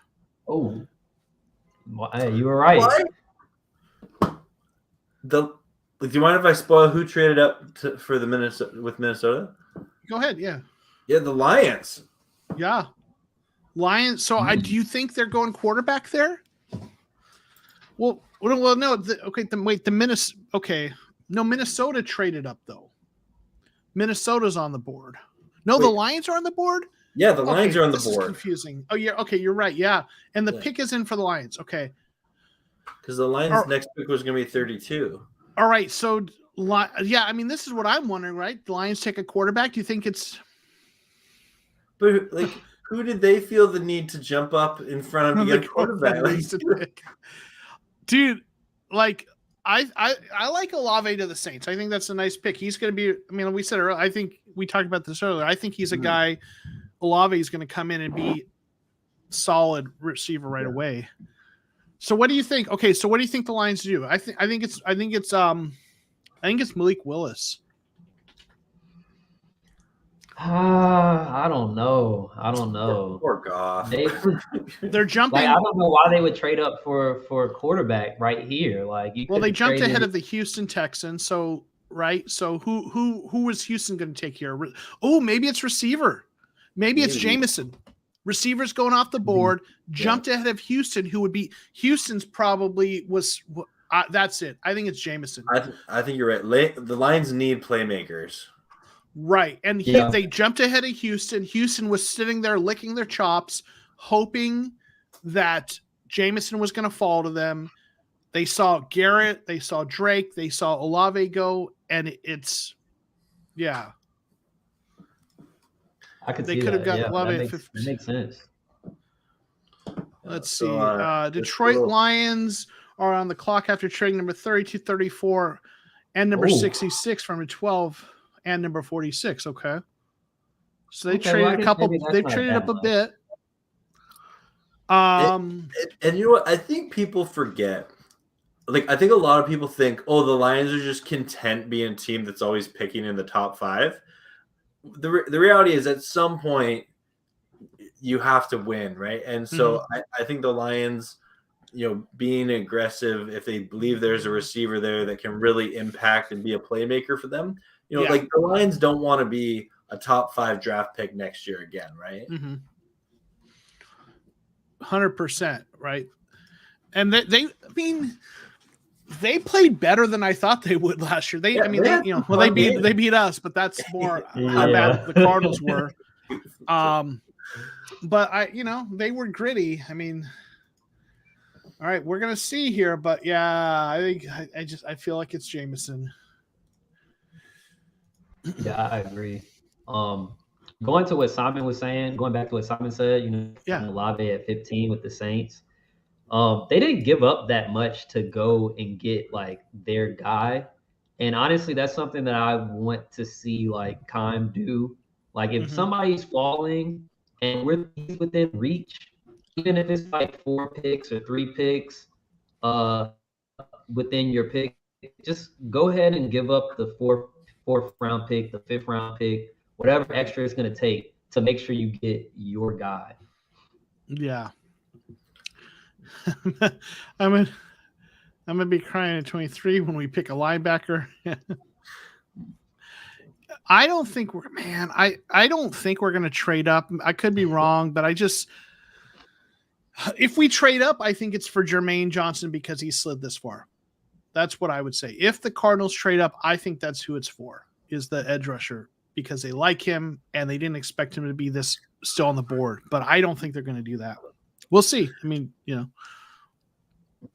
I share this. One of my fellow Rams content creators, Jake Alamo, he tweeted out, when Zach Wilson throws a touchdown to Garrett Wilson, there better be a Wilson chant going on at MetLife. Nice. Hey, what is up, Dominic? Thank you for being here. Appreciate you being here and joining us, hanging out, watching the draft. Yeah, so Lions pick is in. We're about to find out who it is. I think it's Jameson Williams. I think is that what you both think too, or do you think something different? Yeah, I think Jameson Wilson makes a lot of sense. More sense than Malik Willis. Yeah. Well, I'm about to hear who it is. Yeah. And I think that was a good trade for the Vikings just because they really wanted a cornerback. And, I mean, at 32, you're going to have your choice of probably Elam Booth, Petrie, whoever. Yeah. Like, I think that was a good trade for them. There's so much. I've always said this. I'm a huge fan of picks in the second round. You can get really good players. Like, really good players end up getting picked in the second round. I know you can miss two, but like guys like Devontae Adams, like second round picks, Well, like, so when I did, a review of like the Rams, like kind of draft history, in the Sean McVay era, all their third round picks are either starters or they're players that contribute. And the only player that's not with the team, this is 8 of 9 picks, is safety John Johnson, who signed a massive contract with the Browns. Okay. So, and he's still a good player, right? It was a good pick, just didn't stick. Yeah, a lot of receivers go on fast and early. Yeah. I wonder, that's 3 in a row. Do we have a 4th in a row coming up here? Philadelphia, I think I'm going to say Jermaine Johnson here. What do y'all think? I mean, I don't know. Maybe I'm going to go back to Jordan Davis. Because they're jumping up in front of Baltimore. And either it's going to be a defensive or cornerback. Did they trade up here to get to? Yeah. Oh, you know what? That's a good point. Yeah. So I think you could be right, Jordan Davis. I mean, they're jumping to get ahead of Baltimore. So whether that's because they like Jordan, they think it's Jordan Davis, or Baltimore goes edge rushers on day 2 and 3. So I think you might be right there, Rashad, that maybe it is Jordan Davis. That someone's going to take Hamilton at some point, though. Or that's true. They cornerback too, because they need corner help too. Could be McDuffie. Yeah. But it looks like the pick is in. Those receivers went 10, 11, 12. Wow. And all 3 of them used to be on the same team in Ohio before James. That's crazy. Suns are up by 1, 93-92 in the 4th quarter. Quick update on that. It's tight. I turned off the Raptors game. Quick update on that. For your emotional well-being. Yep. Oh, I see Tom Grassi tweeting out, no, because of the run on wide receivers. JP thinks it's going to be Jermaine Johnson. Who knows? We'll see. I think Baltimore doesn't usually take edge rushers in the first round. I mean, they have in the past, I guess, a long time ago.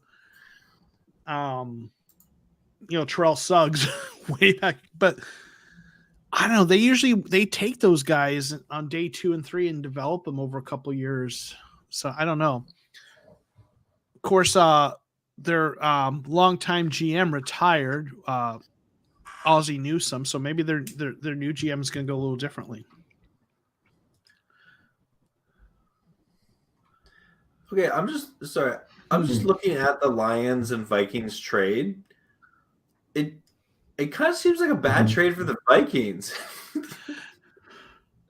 Well, that's what I was saying, because if they really want a cornerback, like there's going to be a corner there at 32. Like they might have McDuffie and Booth and Elam, like they might have them all around the same, and one of them will probably be there at 32. Yeah.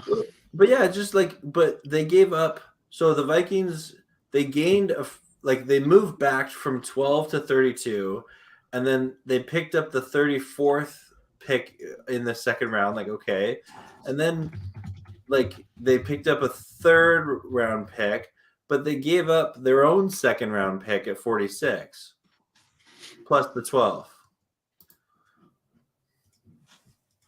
Interesting. All right, go Vikings, whatever. Do your thing.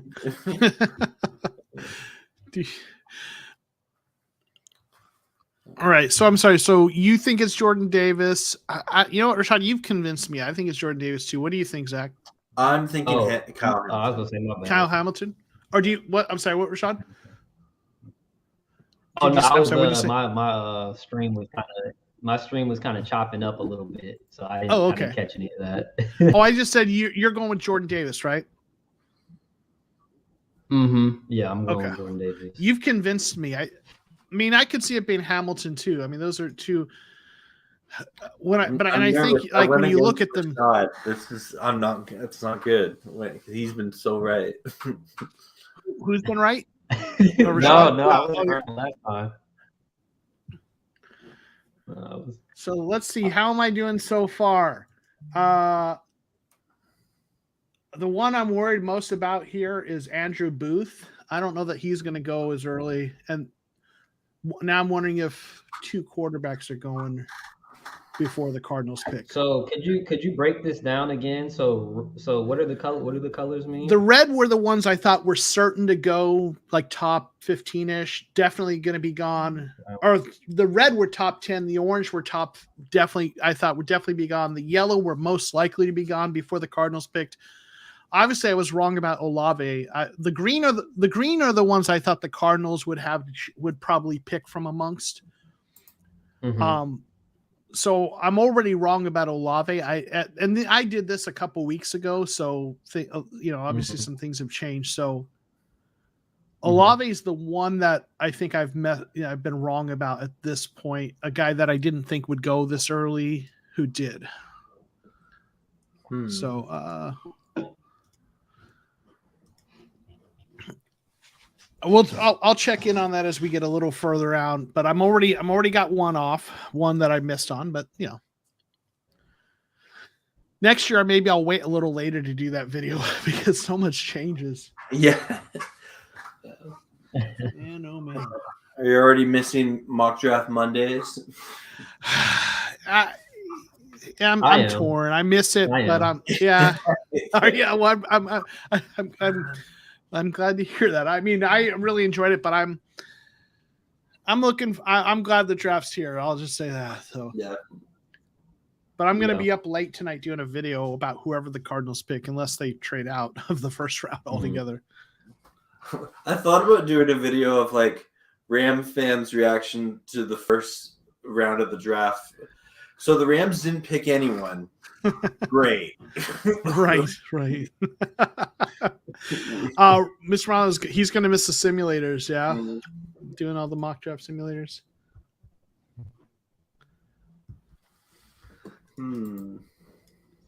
So the pick is in. I think they're about to announce it.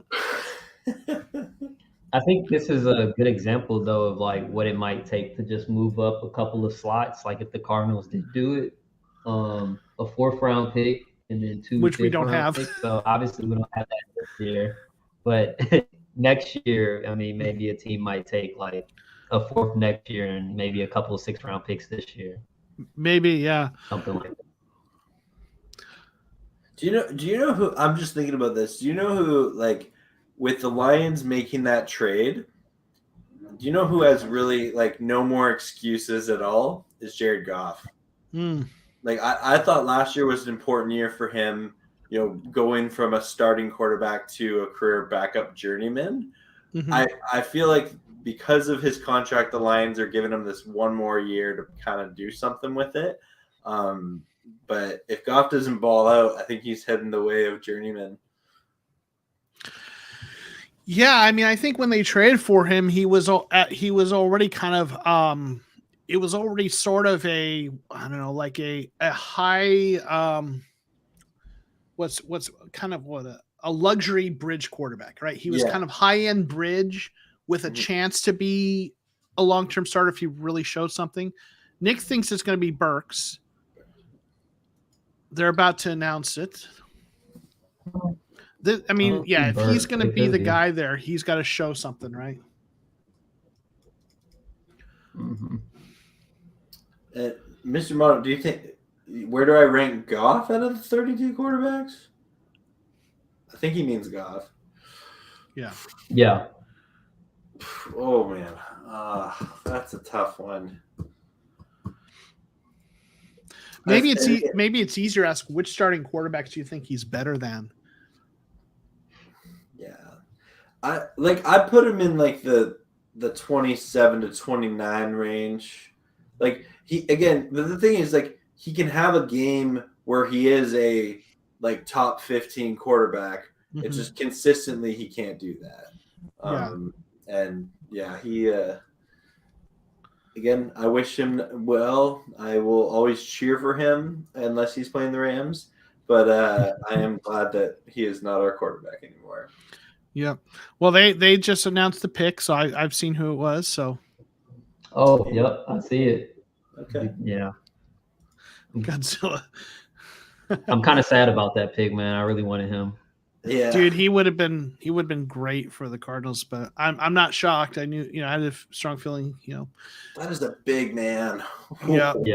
So Baltimore's up 6'6", 341.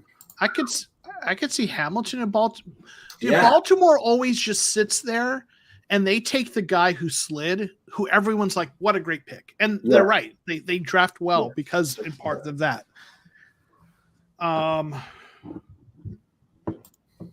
I'd like to point out that Brett Coleman had his mock draft special today, and one guy that he had falling was Kyle Hamilton. He didn't have him picked in his first round in his mock draft, and I don't think anybody expected Kyle Hamilton to still be on the board with at the 14th pick, 15th pick.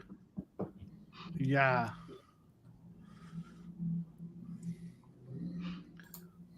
This is interesting. Oh, Ravens ran again. Ravens, yep. So who do we think the Ravens go with here? Kyle Hamilton, we've heard. Jermaine? Yeah, it could be Kyle Hamilton. I'm gonna go corner. I'm gonna go McDuffie because they need corner help. Not bad. Yeah. I'm gonna go McDuffie. Let's see. I'm just looking at who's available still. In fact, let me pop this in here. I don't know how well you can see this, but Hamilton is available. McDuffie, Burks, Jermaine Johnson, Kenyon Green, Malik Willis, Matt Corral. They as good as their defense is, they can still improve in the pass rush. Yeah. Do they need a middle linebacker? Because there's some good ones there. Nakobe Dean. Karlaftis is an interesting one too. Mm-hmm. I could see them going him. It'll be interesting. I know Cardinals fans want him off the board. Yeah. Oh, so can you just take us to the wide receivers? Who's still left there? Yeah, let me do that. Just give me a second. I'm really curious what's going on with and let me list it to undrafted. All right. George Pickens could be the pick. Yeah. That's who Brett Coleman, he said, and thought that I think that might be who he had for them, if I remember correctly. Or at least he definitely likes the fit there. So, yeah. Mm-hmm. And then, JP thinks it's McDuffie. Sepway and all hell broke loose, yeah. Yep. Ari Marev is announcing the picks a few minutes before I see them picked on TV. Yeah. Yeah, man, this is.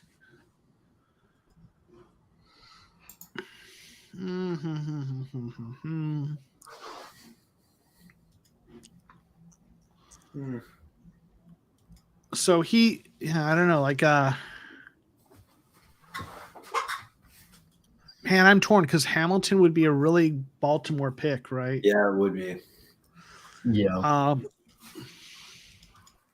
I'm gonna say Kyle Hamilton too. I think that seems that seems like a very Baltimore kind of a pick here. We'll see.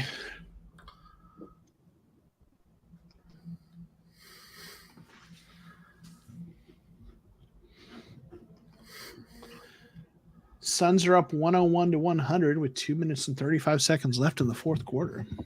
Mm-hmm. Ooh, I'm about to turn that game on. Yeah, it's tight. Yeah.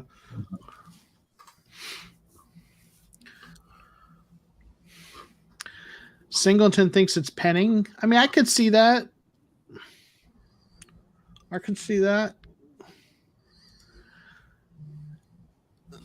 Wyatt could go too. Yeah, that's a possibility. I think there's some off the field stuff that people worry about with Wyatt, but talent wise, he'd be a good player to take there. So if the Vikings are down at 32, I'd be happy with McDuffie at 23. Yeah.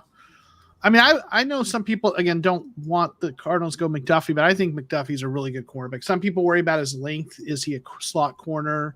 But I think he's talented enough that he could. They do like versatility in those corners, too. So I wouldn't hate McDuffie as a pick. I'm definitely one of those. I was going to say I'm definitely one of those people, but not because of his talent, not because of. I think he's talented. I just feel like the Cardinals should go opposite direction other than corner. Like they addressed it with Gladney a little bit. Yeah.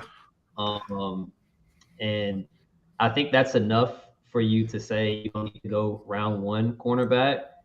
I just think if you're going to go somebody on defense, you got to get help up front just because if you're not getting pressure on the quarterback or you're still in third down and shorts, I mean, it's going to be hard for a rookie cornerback to see the field when you only have two corners out there because it's 3rd and 2 every time.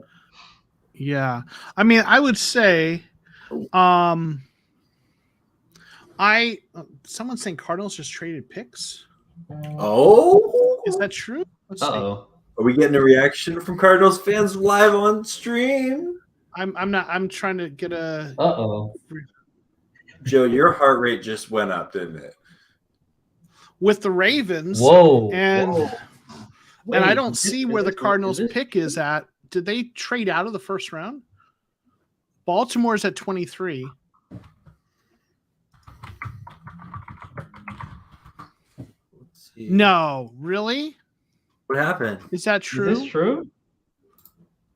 Holy wow. shnikes. Wow. Peter Schrager just confirmed it. What? Wow. I'm not seeing it. Look, when Tom said Kyler had a wish list, I know what he was talking about. Mr. Mono doesn't like it. Oh, Hollywood man. Brown. Wow. Man, the Ravens don't pay wide receivers. Wow. That's crazy.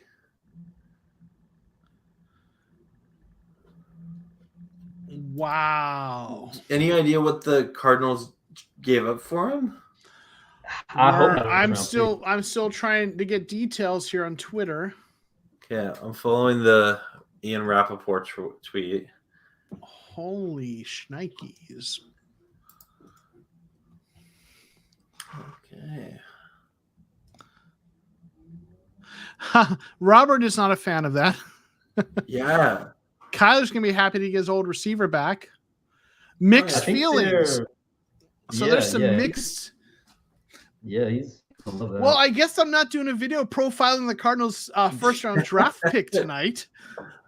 Hey, wait. Zach, what you need to be saying is one of us. Yeah. Well, you just now you got to trade your second round pick. No, but yeah, welcome to not drafting in the first round. Okay, here we go. All right, so we Oh. got Ravens have traded receiver Hollywood Brown and the number 100 pick to the Cardinals for the number 23 pick. Huh. All right, so that's a round Wow. 3 pick. Yeah, because it's 4 picks before the Rams' first pick. Did it because top 4 receivers are gone?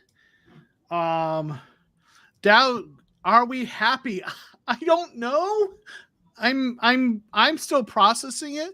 So I will say this. It's been a valid criticism that Hollywood Brown hasn't been used to his full potential in the Ravens scheme on offense. Mm-hmm. And maybe a change of scenery will actually kind of let him achieve his full potential. He's definitely shown flashes of being a top tier wide receiver. He's a speed guy, that's for sure.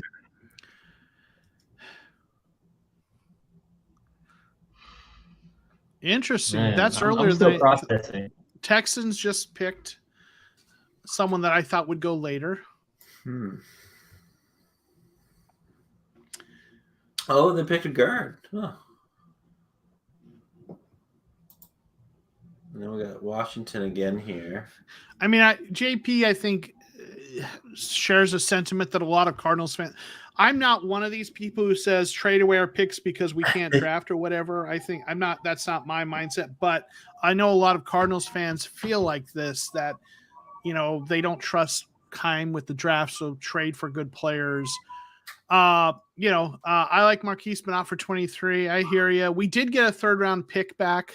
Yeah. I guess Deontay is not a fan though. People are going to be mad now, but happy when Hollywood is catching deep field passes all year. Yeah. I tell you what. The Cardinals needed another receiver to really put some fear into defensive coordinators' hearts. And Hollywood Brown definitely does that next year. This definitely goes against all this Keim is not trying to win this year or just kind of sitting on not doing anything, because this is an aggressive move. Like the first that's kind of steep for Hollywood, but I like the fit. I mean, Kyler loves him. You give him somebody he trusts, and I mean, I no doubt he's gonna make plays. Right. It's just the price you had to pay. I mean, fundamentally and philosophically, the whole idea of, trading picks for established players, right? Yeah. Is this stream over? No. I mean, the Cardinals could trade back into the back end. I mean, they have. I don't think they will, but we'll hang out. But it's always a crapshoot drafting guys, right? There are safer bets, Mm-hmm. and then there are players that are more of a crapshoot. So I get the idea that if you can trade a pick for a guy who you feel confident is an established player, I get doing that. I mean, that's we've done that, with DeAndre Hopkins, Rodney Hudson. So I don't hate that. Is that I'm still processing how I feel about this trade. I think he's a good receiver. I think I think I probably would have rather made a pick, at 23, but I'm not going to hate on it either. So I don't know. I'd love to pose the question: do the Cardinals sign him to a long-term contract? Because I believe he was in his 4th year. They needed to decide if he needed to. You don't make that trade if you're not going to, right? I mean, but does he get paid before Kyler Murray does? Well, I think they both get paid before the season starts. I think they both get extensions before the season starts. That's what I think. But yeah. I'm going to go lay down on the middle of the interstate. No, don't do that. Please don't do that. Don't do that. Don't do that. No. Yeah. Suns have lead with 1 minute. They're up 112, 109. It's actually, what I see is 21.7 seconds left. And, one awful trade for a guy in final year gave up. And so I'm not going to criticize the player. I don't know enough about him. I think he's a good player. I think he'll be good. But I do, that is the part for me that I don't love, is that you draft a receiver so that you have that rookie contract. It looks like players are wanting to negotiate extensions in year 3 or 4, but you still get that first 2 to 3 years, or so, before that happens on that rookie deal. And they are not going to have that benefit with him. Right. So they're going to have to pay him. That's sooner rather than later. That's the part I probably like least about it. Kyler will be first. Yeah. I mean, I think Kyler will get his extension this summer. Mm-hmm. Yeah. This is, the Cardinals made it interesting. That's probably the most interesting trade of the night so far. They're talking about it now. You want to pull up his contract. Okay, my Ravens friend, I call my Ravens correspondent, but he's pretty ticked.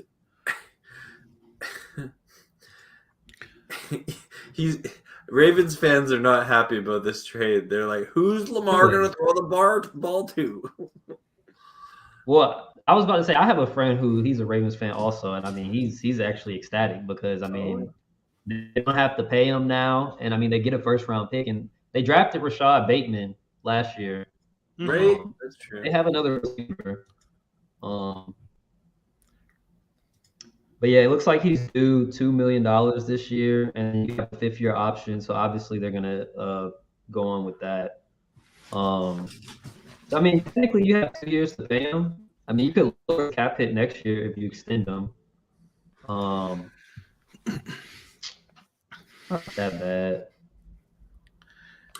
I think it's going to be an interesting trade. I think that if Cliff Kingsbury truly believes that Hollywood Brown was better than any wide receiver he was going to get in the first round at that 23 spot, maybe it was the right pick or right trade for the Cardinals. And the Ravens, I'm really curious what they're going to do with that pick now.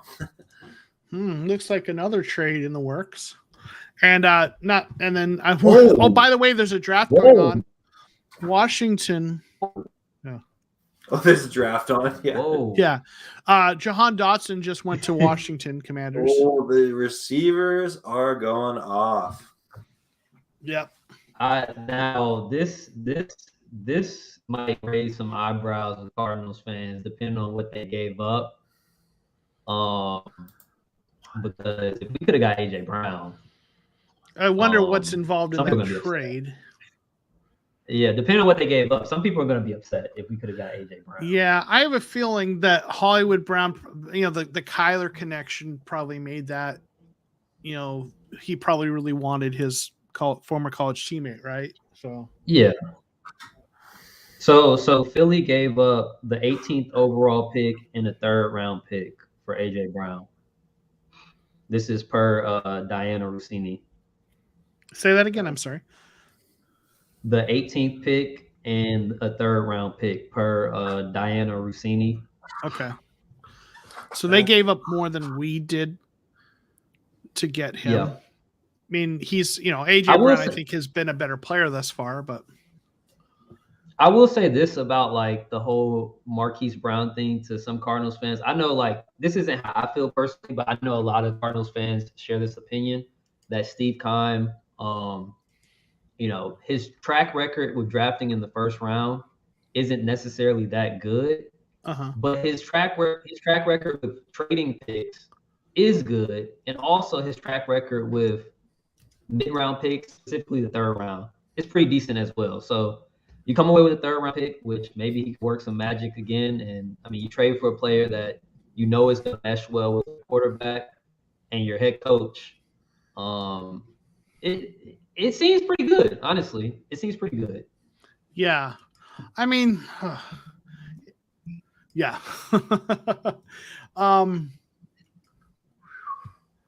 Who knew that the 10th through 20th pick were going to be this eventful? Right. Zion went off the board. Okay, can we actually quickly talk about that Washington Dotson pick? I actually think is really good for them. Yeah. I mean, they drafted Dotson. Yeah. So let me kind of just refresh this to make sure we've got the current picks. But so Hamilton to Baltimore, Kenyon Green to the Texans, Dotson to the Commanders, and Zion Johnson just went to the Chargers. Oh. Okay. That's that helps Herbert out. Yeah. That makes sense. So Titans are going to draft the wide receiver. Arjun, what's up with us in short wide receivers? Yeah, I don't know. I mean, yeah, they're going to use him though. I mean, he's stepping in. He's basically seems like it's a Christian Kirk replacement, and then Rondale Moore is Rondale Moore. I mean, they do run a lot of 4 wide receiver sets, so they'll both be on the field. But Rondale Moore is supposed to have this breakout season, and it'll be interesting to see what happens, right? Do they play some of them outside a bit? Yeah, but I think Hollywood could play outside. I think he's better than Kirk for sure. Okay. Yeah. I mean, yeah, it's going to be interesting to see how they use the receivers, right? I mean, I'm not, it depends on how good he is. I'm not. Listen, I don't know if you just jumped in. We're kind of a little uncertain. I think we have mixed feelings about the trade. So I don't want to be put in a position defending what they gave up for him. Personally, I would have rather made a pick. So that's me. But Joe, you like second round players. Yeah, except I like drafting them with a second round pick, not trading a first round pick for them. But you're right, yeah. Oh, man. Really curious. I'm really curious to see, as I'm looking at the picks coming up here, the Saints have their second pick of the first round coming up via the Philly trade. Curious what's going to happen there. Yeah, let's see. The Saints went with receiver earlier, right? Am I right? Or did they traded up for Olave? So what do they do here? Yeah, and that's so. Well, I think that's my biggest issue. Do you think Titans? I'm sorry. Sorry about that. No, I was about to say before we get to the Saints, the Titans have to be picking Burks, right? Yeah. They have to get traded. Or McDuffie. I mean, with that trade, I mean, some people had them as a team that might go quarterback, but they could. I wonder they're going to need some receiver, right? Yeah, I mean, I don't think they have Julio, so no AJ, no Julio. I mean, and if you look at, I think NFL Network or NFL.com, I think they have Burks as his pro comparison is AJ Brown, but a little bit more wiggle or something like that. I mean, that could be, maybe he becomes a replacement, right? Yeah, that was a K1 pick.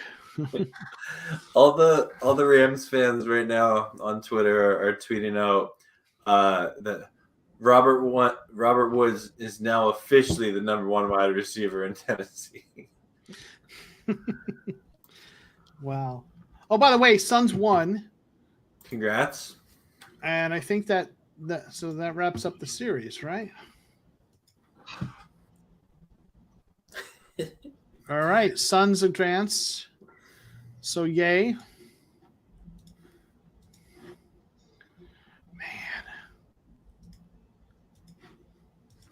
Man, this is a fun draft. Yeah, it is that. This is, man, the Suns game's over. So but the Cardinals night is also over in terms of the draft, most likely. So yeah, Suns win. All right. So yay. So that's good. Maybe that's why the Cardinals didn't want to draft a new one. They didn't want to take any headlines away from the Phoenix Suns. It was a respect thing, right? Yeah. Right. Oh man. So Titans gave up more, and I think arguably got the better receiver, but they did give up more because they gave up a higher pick, 18 versus 23, and they gave up a third round pick, whereas the Cardinals got a third round pick in return. So thank you, appreciate that, Xiao. We're excited about this.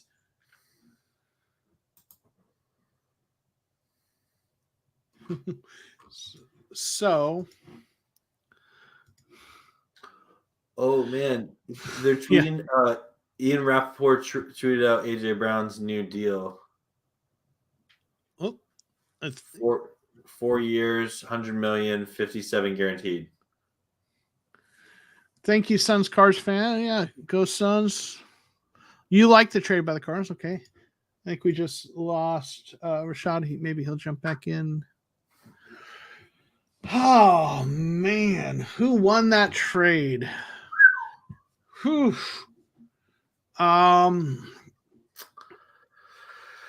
so the Eagles wide receiver AJ Brown gets 4-year extension, 100 million, 57 million guaranteed. Classy Nasty is good day to be a fan. Definitely for the Suns. I think there's some mixed opinions about the Cardinals trade. Yeah, I you know what, and I'll give credit to the Eagles. They got Jalen Hurts, some a proven talent. They've been terrible at drafting wide receivers. Yeah.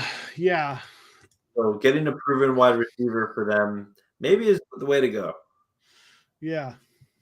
The Titans, I feel like it is taking a huge dynamic out of their offense. I mean, yes, you have Derrick Henry, but he is coming back from that injury still, and I don't like it. It's always interesting to me when a team trades away a star player. Mm-hmm. Rarely does a team get better. Right. Right.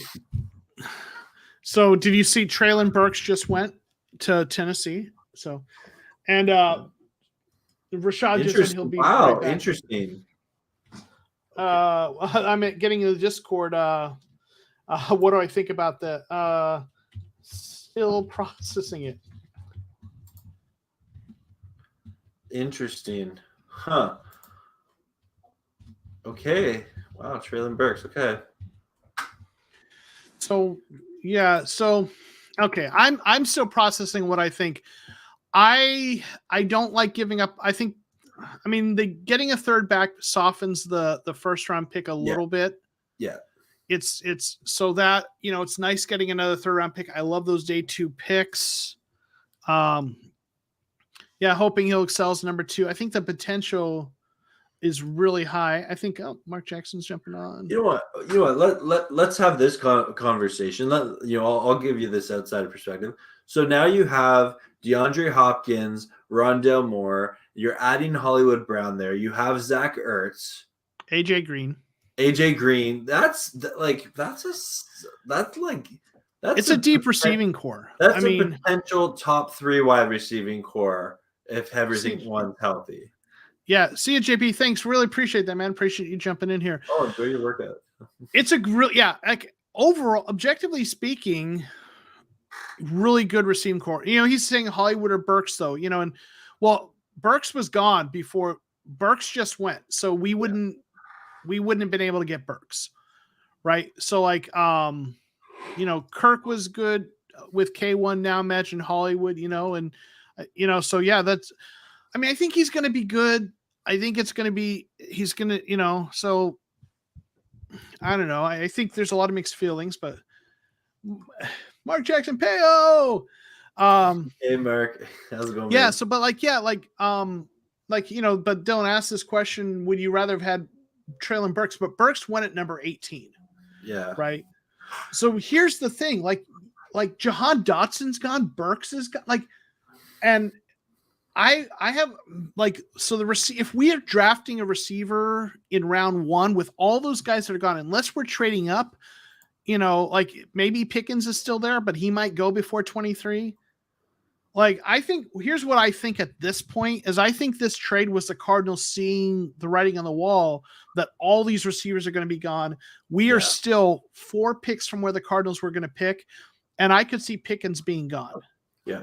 Right 6 before. wide receivers have gone so far. Yeah. Out of the top 18 picks. So, yeah. Let's see. We got Eduardo Bruno here. Hello, guys. Good evening. How are you doing? I just got off work and tuned in live stream. Let's go with the brand new hashtag Bird City Football. I don't know if you saw this. The Cardinals had this new hashtag. Did you see that? And I'm not on board with it. I know a lot of Cardinals fans aren't either, but I have to point out, I think the Cardinals, it was fun, like it was well edited so that. I do feel they missed an opportunity of like I forget what the exact line was, but it was like fans are born or something like that. Okay. Couldn't they, like, wouldn't it have been so fun if they were like fans are hatched? I don't really go into the bird angle if you're gonna go that way, right? Like, you lean into it, right? Yeah. So I think missed opportunity, but so Austin Hoy is saying, I'm taking Hollywood 100% of the time because he opens up the middle for D Hop and Green. Okay, yeah. You know, all the receivers are gone. He's okay. Diego's saying, TCR, you should happy right now. You'll love the trade later. Okay, I'm still processing it. I love the draft. I love drafting players. So maybe I think he's going to be good. I think it's, and you raise a good point, Zach, when you talk about, if you step back and look at the receiving core, DeAndre Hopkins, right? Hollywood Brown, AJ Green, Rondell Moore, and maybe they draft and Zach Ertz as a pass catcher, and we'll see. Maybe they do, maybe they don't draft a receiver later, but still, that's a solid pass catching group. Yeah, there's not a secondary outside of Buffalo that I would say could match up against a wide receiving core that well. Yeah. Rashad, good to have you back, buddy. Appreciate you. Yeah. I know you had a little technical issue. Robert Moore, after processing the Hollywood trade, I really like it. His stats are solid. Connection with K1 is deep. Legit deep threat. Already proven the NFL.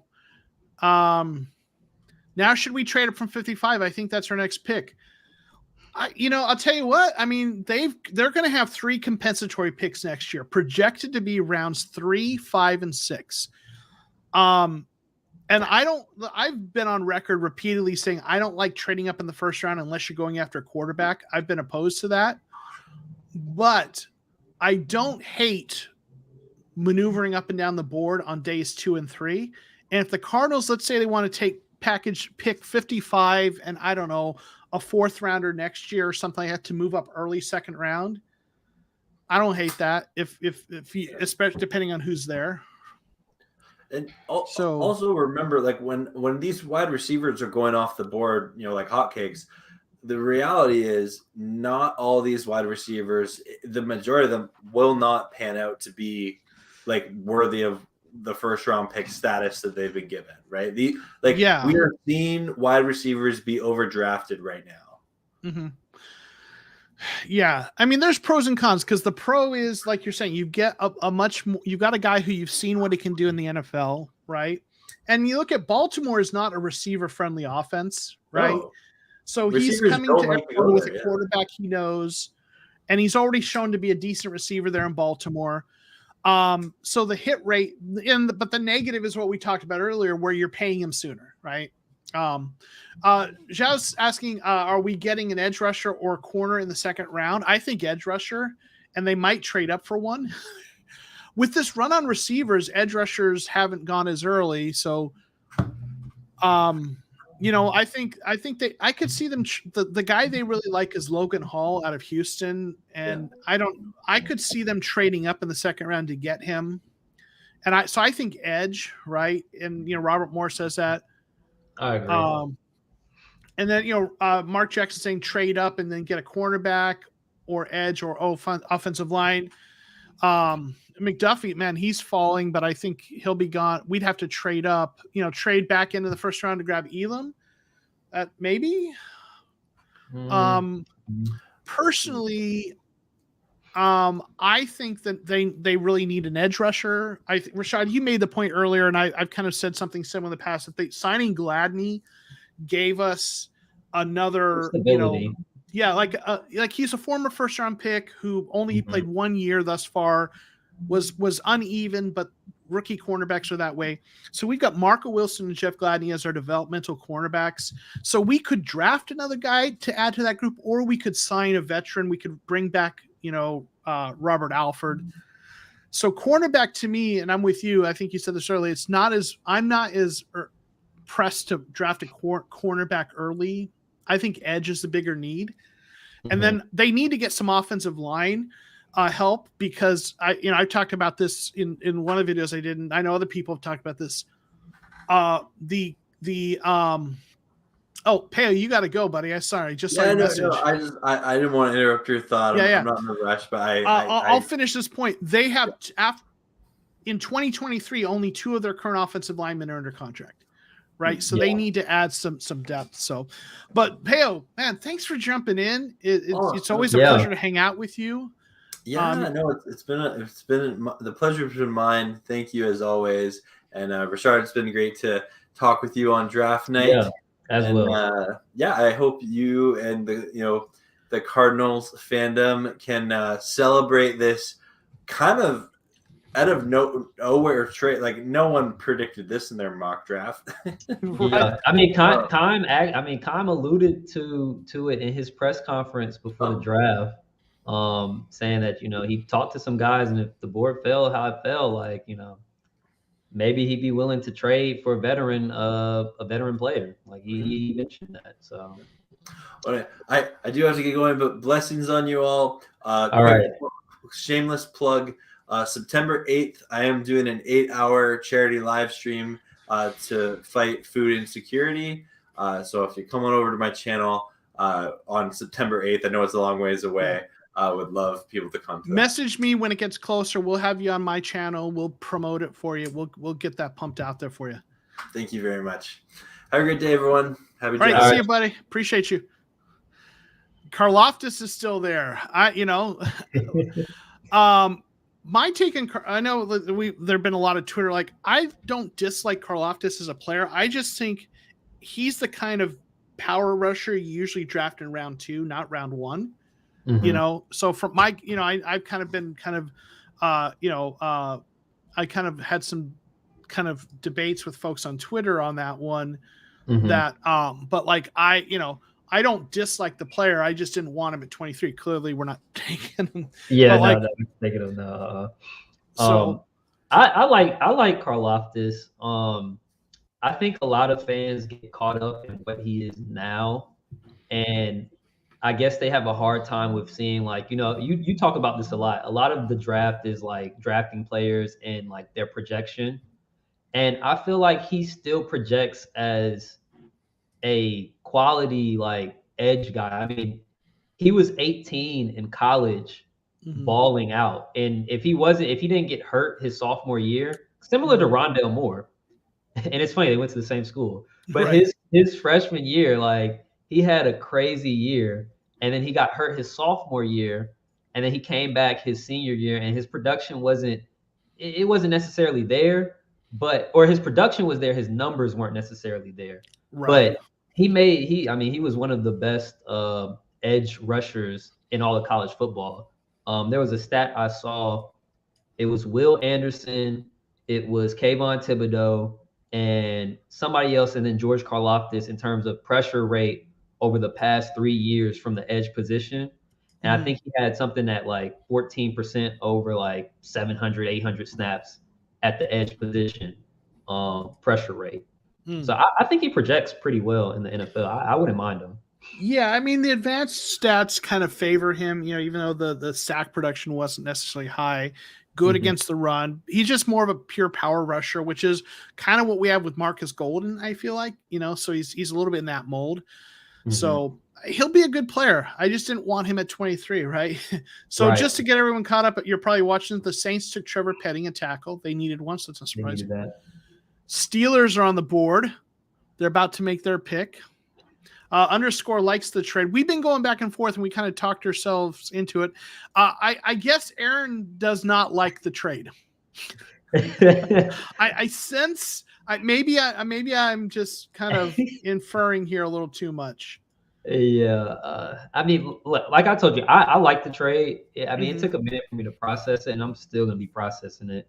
But on the surface, me personally, like going into the draft, like I just wanted us to get a playmaker, whether it was gonna be on the defensive side of the ball or on the offensive side of the ball.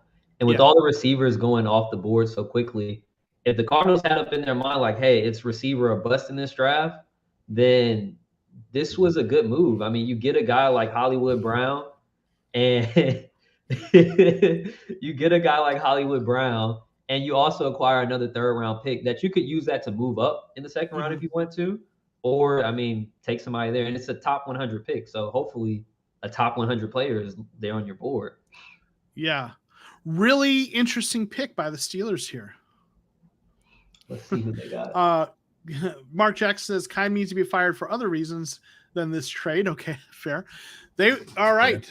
I'm very surprised by who they picked here, and you'll see why if you haven't already seen. Is it a safety? Can he pick? Oh, wow. Not the quarterback who everyone thought they were going to go with, right? Wow, yeah, you're Why right. trade for an undersized wide receiver? Bring back Green when you drafted Rondell. Good question. That's the question I wonder. I mean, his connection with Kyler from college. They do like to have two slot receivers.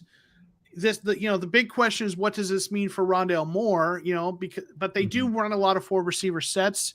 But that you thought Rondell Moore was going to be that guy who stepped up there. What does this mean for Rondell Moore? Hollywood could flex outside too. I'm sorry?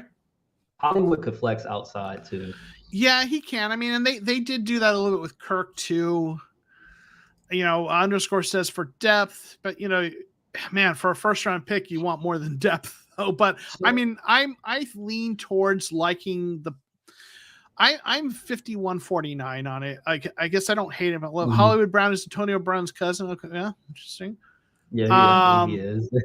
but that doesn't mean that much. A couple more years, Kyler will be our tallest player on offense. Oh, Aaron, come on, man. Don't hate this team. They love you. I have mixed opinions on Rondell Moore, and I think we've gone back and forth about this in the Discord. I necessarily don't think that Rondell Moore. I believe in Rondell Moore, the talent, the player, but I don't necessarily believe in Rondell Moore, the fit for the Cardinals. And I think the role that he had him in last year is kind of like the role that he needs to be in. Maybe you can give him a little bit more snaps at wide receiver, but consistently being our slot receiver, me personally, I don't like the fit with Kyler Murray at quarterback. I mean, I really like Rondell Moore. I like him in this offense. I like him. I mean, they do. My concern with Rondell Moore is are they going to just use him as a gadget? I mean, they do a lot of. He's the perfect guy for their bubble screens and their jet sweeps. They do a lot of screens and jet sweeps. So like Rondell Moore he's perfect for those. Right. But for a second round pick, you'd like him to be more active in the receiving game. But I have a feeling what we're going to see is that I think what I think is going to happen is Hollywood Brown is going to be the primary slot receiver, right? Taking over for Kirk, but hopefully being better at that role. Yeah, also the deep threat, right? And then Rondell Moore is going to continue in his role as another one of the slot receivers who gets a lot of the screens, right? The receiver screens, a lot of the jet sweeps. And we're not going to see as much out of Rondell as we hope, but I think there's still room if this offense is clicking for Rondell Moore to get more touches. So I agree. I agree 100% with that. So Aaron thinks it's a depth move. Wesley will probably play. I don't think Wesley will play over Hollywood Brown. I think Brown is going to be I think Brown is going to be number 2 on the team in receptions and yards. I would like to point this out too. I know Yeah. the Ravens, like people talk about them not having like a pass happy offense, and they don't. And 2 years ago, Hollywood Brown did not really look too good. But this past season, I want to say he had well over 1,000 yards. I think he had over 1,000 yards, and I mean he produced this year. Mm-hmm. Like this year, he had a really good year. Mm-hmm. So Patriots traded 21 to the Chiefs. So I wonder what the Chiefs had a couple first-round picks. I'm guessing they gave up at least one of those. Simon thinks this shows Cardinals never saw Rondale as a vertical guy, which means he'll never get up to second-round status. Maybe, yeah, I don't know. Steve Smith Sr. played outside of 5'9". I mean, that happened. That's possible, Yeah, I mean, Hollywood's not 5'9", though. Hollywood is I think he might be 5'10", 5'11". Okay. Yeah. When you ask me number 1, he's limited, but as number 2, he's perfect. I could see Brown playing outside after Greenleaf. Yeah, I mean, spread offense, 4 receiver sets. I mean, they'll get Rondale more on the field. They'll get they'll get them all on the board. I mean, on the field. I mean, here's what you have to think about. And I think I mentioned this earlier. Mm-hmm. You have DeAndre Hopkins now. You have Zach Ertz now. You have Rondale Moore now. Mm-hmm. James Conner. And as good as AJ Green was, I mean, he wasn't necessarily a threat that defenses had to game plan for. But you have Hollywood Brown now. And that's some guy that can beat you over the top. He can beat you underneath. Mm-hmm. He's somebody that you have to pay attention to. Yeah, and I mean, he is a deep threat for them. So Trent McDuffie just went to the Chiefs, so that's interesting. I think that's a good pick for them. That's a good pick, yeah. Yeah. Could you see Rondale play running back at all this year? I mean, he took some snaps out of the backfield. I don't know that they're going to play him. I think that we might see him get more carries, especially if they don't do anything to really bring in someone to replace Chase Edmonds, or if they bring in a rookie. So maybe. D Hop and Brown are how are you not excited about that? Still can adjust our positions, need the second and third round.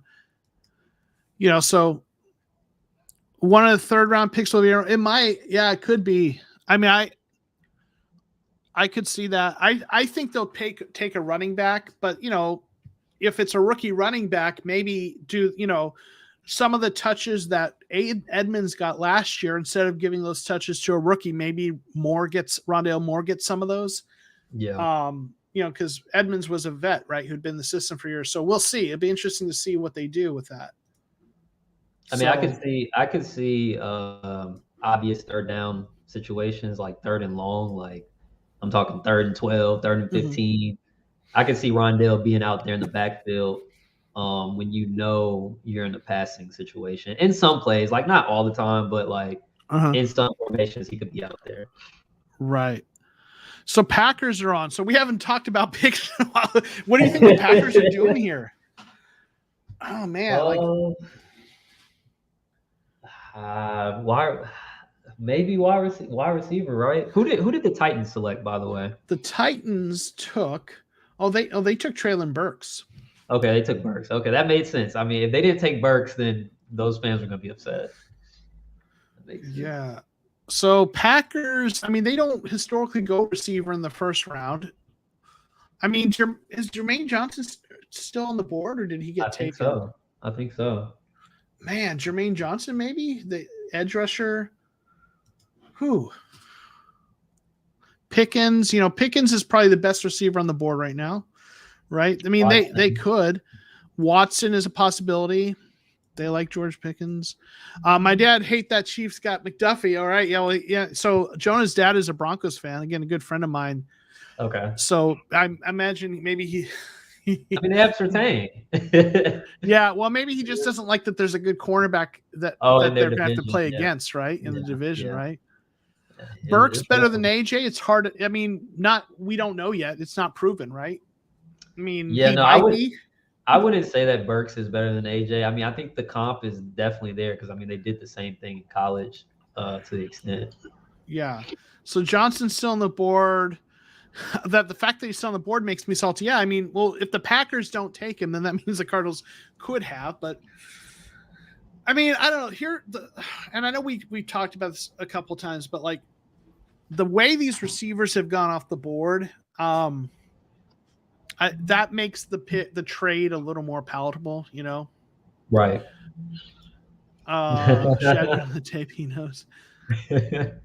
So, you know, I mean, would you rather take essentially that you have Hollywood Brown as your pick number 23 wide receiver, and then you get a 3rd round pick, or do you want to trade up that 1st round pick plus a future 2nd or 1st round pick, or this year's 3rd round pick to move up to get? I mean, if you like, and you look at how early 10, 11, 12, you're going to have to give up next year's 1st round pick to get one of those guys. Yeah. Right. Yeah. Okay. So yeah, Quay Walker, linebacker. That's interesting for the Packers. Okay. I think I think Brett Coleman had that pick mocked. I think he might be right. I know he had him in the 1st round. So interesting. So like, okay, so here's kind of the deal. And I'm processing this. Like, if you wanted to go up to get Olave, Jameson, Garrett, right? You're trading 23 and next year's 1 to get up that far, I think, and maybe another pick.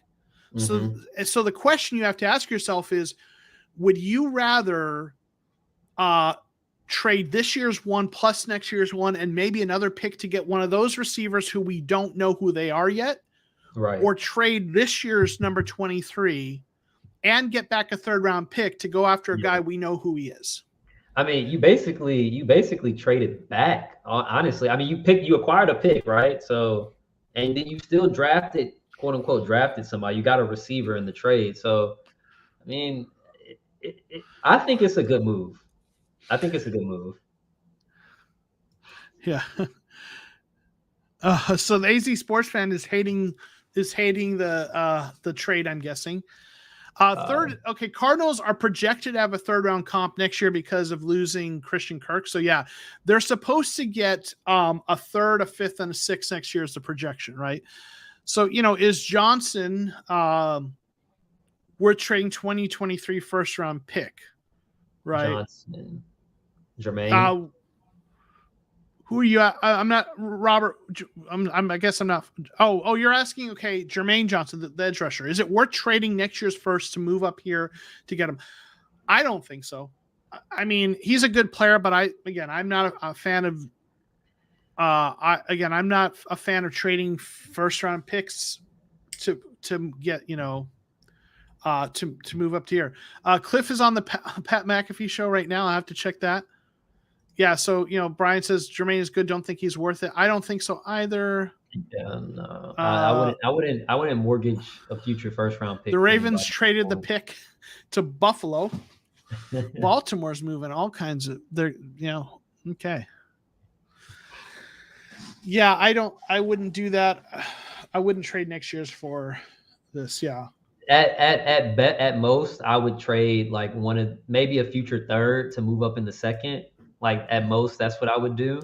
Yeah. But I'm not trading. I'm not giving up a 1st round pick for anybody else. I mean, the edge rushers haven't gone off the board as fast as people thought they were. Everyone said they were going to be gone, and I mean, I don't know. Earlier in the kind of the draft season, I kind of was like of the opinion, well, it's such a deep class, maybe people are going to wait on them because they know it's so deep. And you know, I mean, I didn't bang that drum loud or anything, so I'm not gonna. But like, I wondered that, and it's starting to look like that. And like, I don't know, are the Cardinals going to be able to maybe trade up a little bit in the 2nd round and get a guy like Boye Mafe, right, or someone like that? I want to thank. We got Rafael Castillo with a super chat. Thank you so much. Just got here, Joe. What do you think about the trade? First, I want to obviously say thank you for the super chat. To you, super chatters. So we've been talking about a little bit, and you know, I'm definitely torn on it, you know, so you know, and I don't love it or hate it, but where I'm at now is when you look at the way the receivers have flown off the draft board, and I know we've already kind of talked about this, the way those receivers are gone at pick 23, the Cardinals were looking at right now, okay, they could, looks like George Pickens is still on the board, right? And so George Pickens, which he's a good fit for them, but like, I don't hate it. The thing I like about it is you've got a guy who you know what he is. He played with Kyler in college. They have a rapport, right? And so I like that, right? What I don't like about it is you're going to have to pay him soon, right? Because he's at the end of his rookie deal. So that's the thing I don't like about it. But what I feel pretty confident about is I like this trade better than I like if they had traded up to try to and given up next year's first round pick plus 23 to try to get one of the receivers in the draft this year. I like this trade better than that. That I feel confident about. So I don't hate it. There's definitely part of me that maybe would have rather held on to pick 23, gone with a different position. But here's what I'll say. Like, the guys I really wanted at pick 23 were both gone. Zion Williams, Kenyon Green, right? They're both gone. So they could have got a good edge rusher. It looks like they could have got Jermaine Johnson. That would have been a really nice pick, right? They didn't know, right? Was he a first round pick? I thought he was a second. He was definitely a first round pick. Was he? Okay. It's AJ. It's AJ Brown that was the second round. Is that the deal? AJ was the second one. So, and then that might be also why they didn't try to go after him, because the Eagles just slapped him with the $100 million 4-year deal. So Saying, did you see Kyler's tweet? I did not. I'm going to check that out though. I saw it. Is it good? I mean, like I said, Keim said that Kyler had a wish list, and this is probably what his wish list was. So Kyler's tweet. Let's run it back, Hollywood to the desert. Y'all welcome my boy. So, okay. I mean, I'm not surprised he's excited about that. Okay. All right. So, sorry, I want to catch up on some of the comments, though. Bill select Kyer Elam. Okay. Interesting. Deadly receiving core now. I mean, it's a good receiving core. I mean, if you look at it, we talked about that earlier, right? So Cardinals pick up the 5th-year option. So, I think they definitely plan to keep him around long-term, right? Shadow Heart MK says right on. He agrees. So thank you for pointing that, Joan. I just checked it out, the tweet. We have depth if someone gets hurt at receiver. How would you grade the trade? I give it an A-. I think, maybe B+, A-. I think that's fair. I got to process it. I give it an A just because my thought process is Keim wanted a wide receiver. We wanted a wide receiver. And at 23, like you said, would you rather give up multiple first-round picks to move up and get a guy, or just stay there and get a guy that Keim's talked about this, that you know what you're getting because he's played with Kyler. He has a relationship with Kyler. So you have somebody in the organization that's familiar with him. And then on top of that, you get a 3rd-round pick. So I think it's a good deal for them trying to add wide receiver help. I think it's the best thing that they could have done at 23, how the draft fell. Yeah, and Brock's asking a question. Yeah, so my understanding is that we got a 3rd-round pick in return. So we gave a pick 23 for Brown, and we get pick 100, I think it was. He's still on a rookie contract, though. It's only another year or two on it, but yeah. I think I'm giving it an A- or B+ because of because of the fact that you're paying him sooner rather than later. Whereas again with Pickens, right? But is this true or you just I wonder? Yeah. I mean, there's plenty of good wide receivers still on the board. Yeah. And like, there's guys I love, like we talked about Pierce. Man, and there's some good guys depth, right? I mean, they could still get, like, don't get me wrong, they could still get somebody else. They have 2 3rd-round picks this year. They have an extra 3rd-round pick next year. If they want to move back up in the 2nd and get another receiver, they could. They could do that. I don't think they're going receiver now. I don't think so either. But I'm just saying, like, you never know. They could do a lot of things at this point. I mean, here, I guess if I look at it from a long-term perspective, right? This is Kyler's boy, right? Yep. And he's going to be he's young. He's going to be a long-term target for Kyler. DeAndre Hopkins isn't going to play forever. AJ Green's, on a year-to-year kind of a deal. Let's see. He knew Hollywood was a great player, coached against him. Murray is ecstatic. Hollywood's coming to AZ, and Murray and AZ are all good. Nothing much more. So, yeah, I mean, I think I like it from a long-term perspective. I like it a lot because you look at it and like, okay, having Brown as like the long-term Kyler's guy in this offense, right? I tell you what.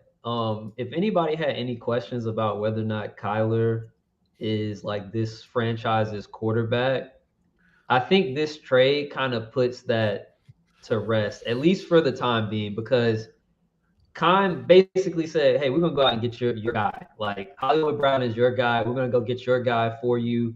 And Bidwell signed off. Bidwell had to sign off on that. Cliff had to sign off. Everybody had to sign off on that. And that, to me, is it shows that they're putting Kyler Murray first. Because, I mean, Hollywood Brown, if he had to handpick a guy, any guy this year, he would have picked Hollywood Brown. Like, right. Yeah. Like, that's his guy, right? So, yeah. And it's funny, people always talk about, I think I tweeted this one time, people always talk about CD and Kyler Murray and how, like, oh, the Cardinals should have drafted CD because he played with Kyler and this and that. But Kyler's number one target his 1 year at Oklahoma wasn't CD Lamb. It was Hollywood Brown. Interesting. And if he didn't get hurt, he got hurt that season. Who knows what could have happened? I mean, I think they played Alabama in the playoffs, and Hollywood Brown was hurt, but he was their number one target. Yeah. I mean, yeah, and I think, like you said, and sorry, I'm also looking something up while I'm saying, but like this, yeah, I mean, this makes it clear, and I anyone who listens to the stuff I've been doing on here, I've been saying that I think that Kyler's a guy they're going to extend him. It's just a matter of time. And this is just more evidence that they are locked in with Kyler. They are committed to him. Yep. It's just a matter of when, not if, they extend him. And this just is more evidence that they're, this is them, committing to him. Right. So yeah. Sorry, I'm looking up something while we talk. You're good. I'm excited, man. I'm just thinking about, now I started thinking about Oklahoma. You had CeeDee Lamb and Hollywood Brown. You basically got a better CeeDee Lamb and DeAndre Hopkins. And now you add Hollywood Brown and Rondale Moore, Zach Ertz. Like, this is gonna be fun to watch. All right, I'm looking up some just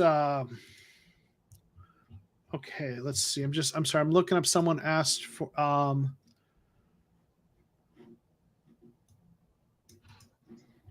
so someone asked here is does he return punts? Oh, I mean, you're not going to ask him to return punts, though. Probably not, but maybe. Yeah, no, you're not going to ask him to return punts. I wouldn't. Not with how much money you're going to be giving him. And yeah, in 2020 he did he returned one kickoff return, so he's not been a returner, man. So Oh, right. Sorry, I'm checking out 10 things at once. Oh, Mark Jackson, thank you for the super chat. Thank you for everything you do. Love this channel, sports community we have. Thank you, Mark. I appreciate it. Mark is just a really great dude. He's a great supporter of the channel, and of course, have to do the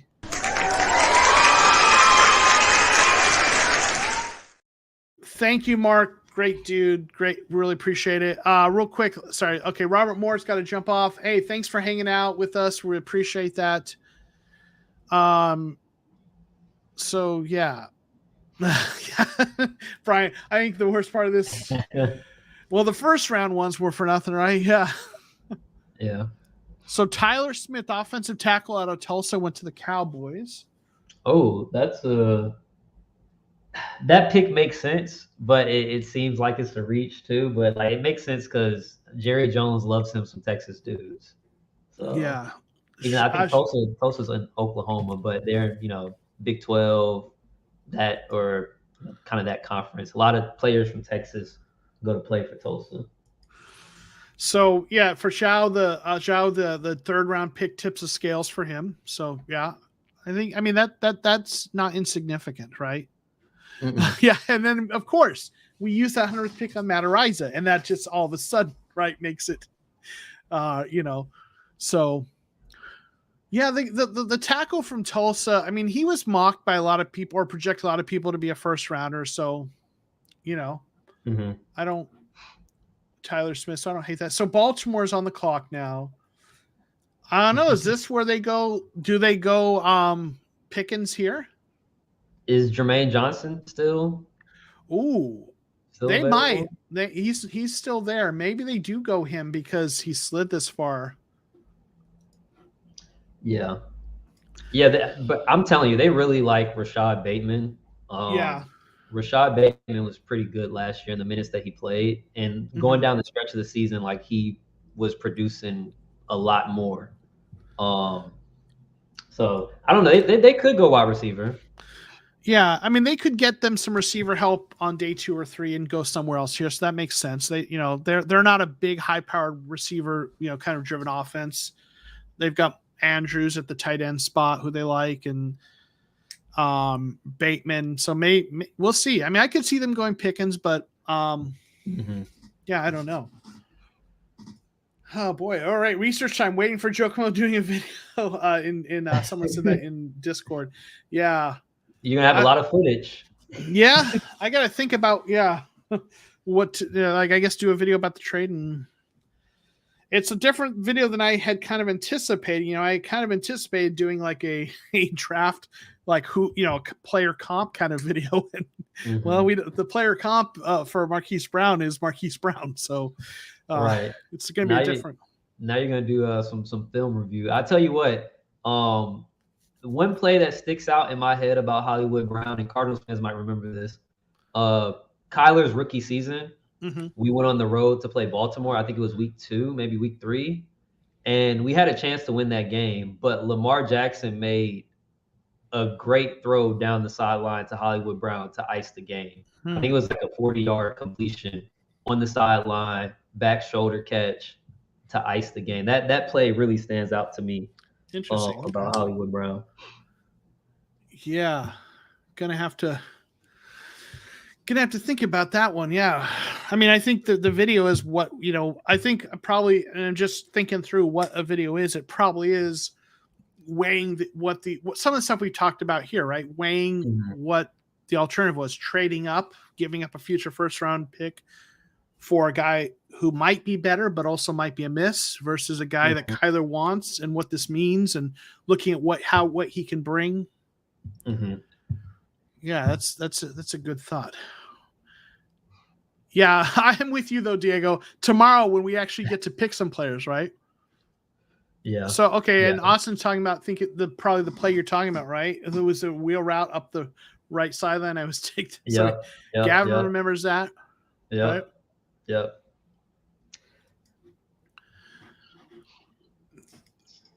So yeah, I'm going to do a poll. I think also ask on YouTube, see what people think of that, of the trade. So I'm going to put that up there. What do you think? What is your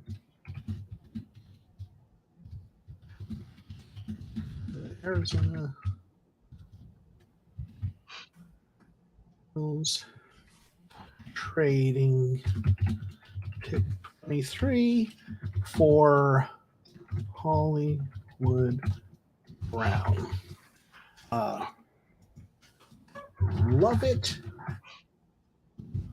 Tyler's boy. I'm okay with it. Not excited, or I'm okay with it. Yeah, he's solid.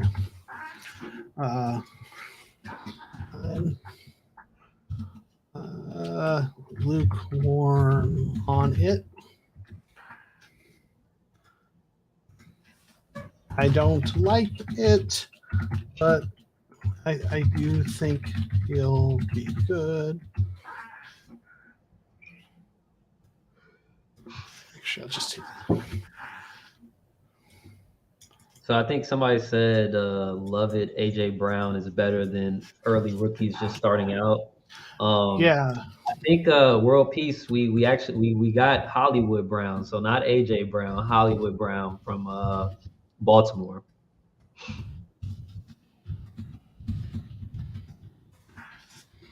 All right.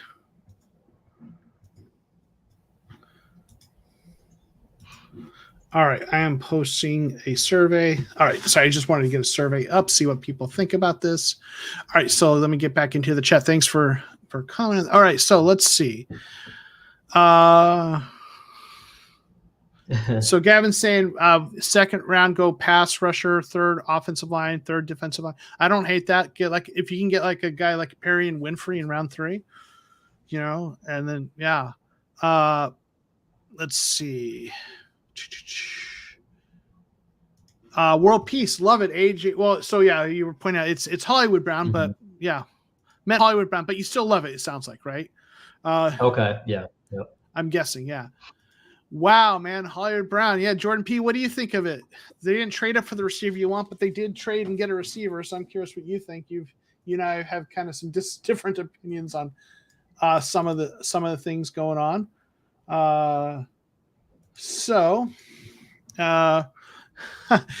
Man, I don't think we're getting anything for Isabella. Yeah, no. I don't think we could get a ham sandwich for him, right? No. He played with Kyler, adds even more value. I mean, listen, the rapport, that's nice, right? Yep. They probably work out together. Yeah, we don't need to wait for K1 to establish rapport with a rookie. He already has it with Brown, right? Honestly, I think they do work out in the offseason together because I know Kyler's cousin plays for Ravens too. And I'm pretty sure they're down at Exos working out together in the offseason. Yeah, Isabel to the CFL. Tyler Linderbaum just went to the Ravens. Okay. Optimistic. Yeah. I was gonna say I got a comment that I wanted to point out. Somebody said something about Devontae Wyatt. Yeah, is still there. I think this is pretty clear. Like teams have probably removed him from their boards. If he with his domestic, his DV stuff. Yeah. So he's saying Jermaine Johnson's still on the board. I'm appalled. I would trade up so fast back in the first to get him. I mean, maybe, that we'll see how that goes.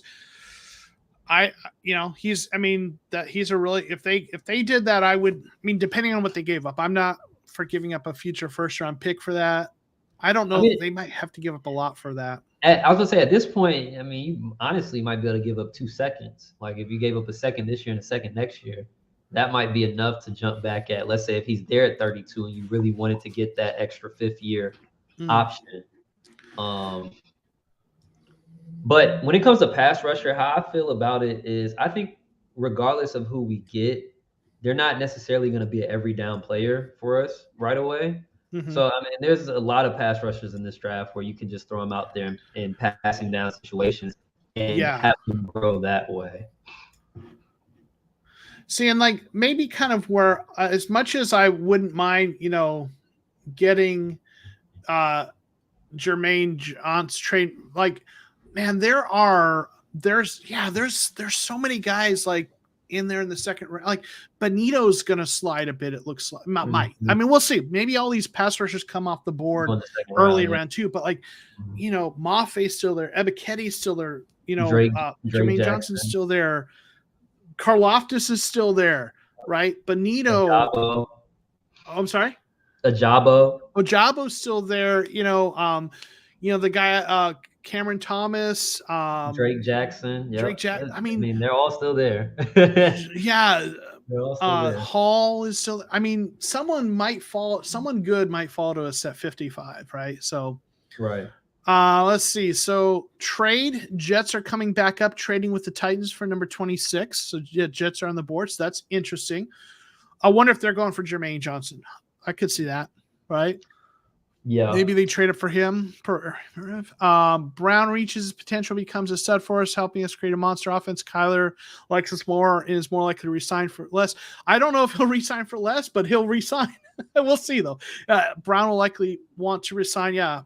I think those two are going to want to, if they're going to see this as their opportunity to play together, right? So yeah, they're going to want to ball out together. Jermaine Johnson, elite run defender, top of great pass rusher. He's only all around edge left on the board. So how do the Ravens seem to win every draft? They get 2 of the top 10 players and not add picks later in draft on top. Yeah, dude, Jets just, he's saying Jets just, I figured they were trading up for him. They're probably really happy about that. Yeah, listen, the Ravens are one of the best drafting teams in the NFL, and they have been since Ozzie Newsome was their general manager. They don't reach. They sit and wait for the players that fall to them, the players that that have no business sliding, and they take them. And they don't make it about a position. They're smart. They're patient. And that's why they probably have to have good evaluators too, right? Yeah. Let's think of it this way. If Hollywood was brand new in this draft, where would you have ranked him versus this year's rookies? I mean, that's a good question, because the tough part is you don't know, right, what he's going to be if he's a rookie. Right. So, well, I'm just thinking, if I'm thinking back to like when he was coming out, I think he was consensus. Well, he wasn't consensus wide receiver number 1, because I believe that was the year that DK and AJ Brown also came out, and so nobody really knew who was going to be wide receiver 1. It was kind of tough to tell. But he would be somewhere in the mix, probably like in the top 7, top 8, which is very good in this year's draft, because you had like 5 wide receivers go within the first 15 picks. So that's where I would have him at, somewhere within like the top 7, top 8. Okay. That's fair. Yeah. Let's see. He was picked 25 when they drafted him. He's 5'9", 170, just looking at that. So sorry, I'm just looking at a couple things. All right. So let's see. Pessimistically, Brown doesn't pan out, and we wasted a first-round pick for him. Well, I mean, yeah, I mean, he's already. Sorry, go ahead. No, I was gonna say, I look at it this way, like, if he doesn't, quote unquote, pan out, I mean, then something bad had to happen, because we already know what Hollywood Brown is. Like, you can go watch tape of him playing against NFL DBs. Like, we know what Hollywood Brown is, so. Yeah, it's hard to say that he's not going to pan out. Yeah, I agree. Looking at like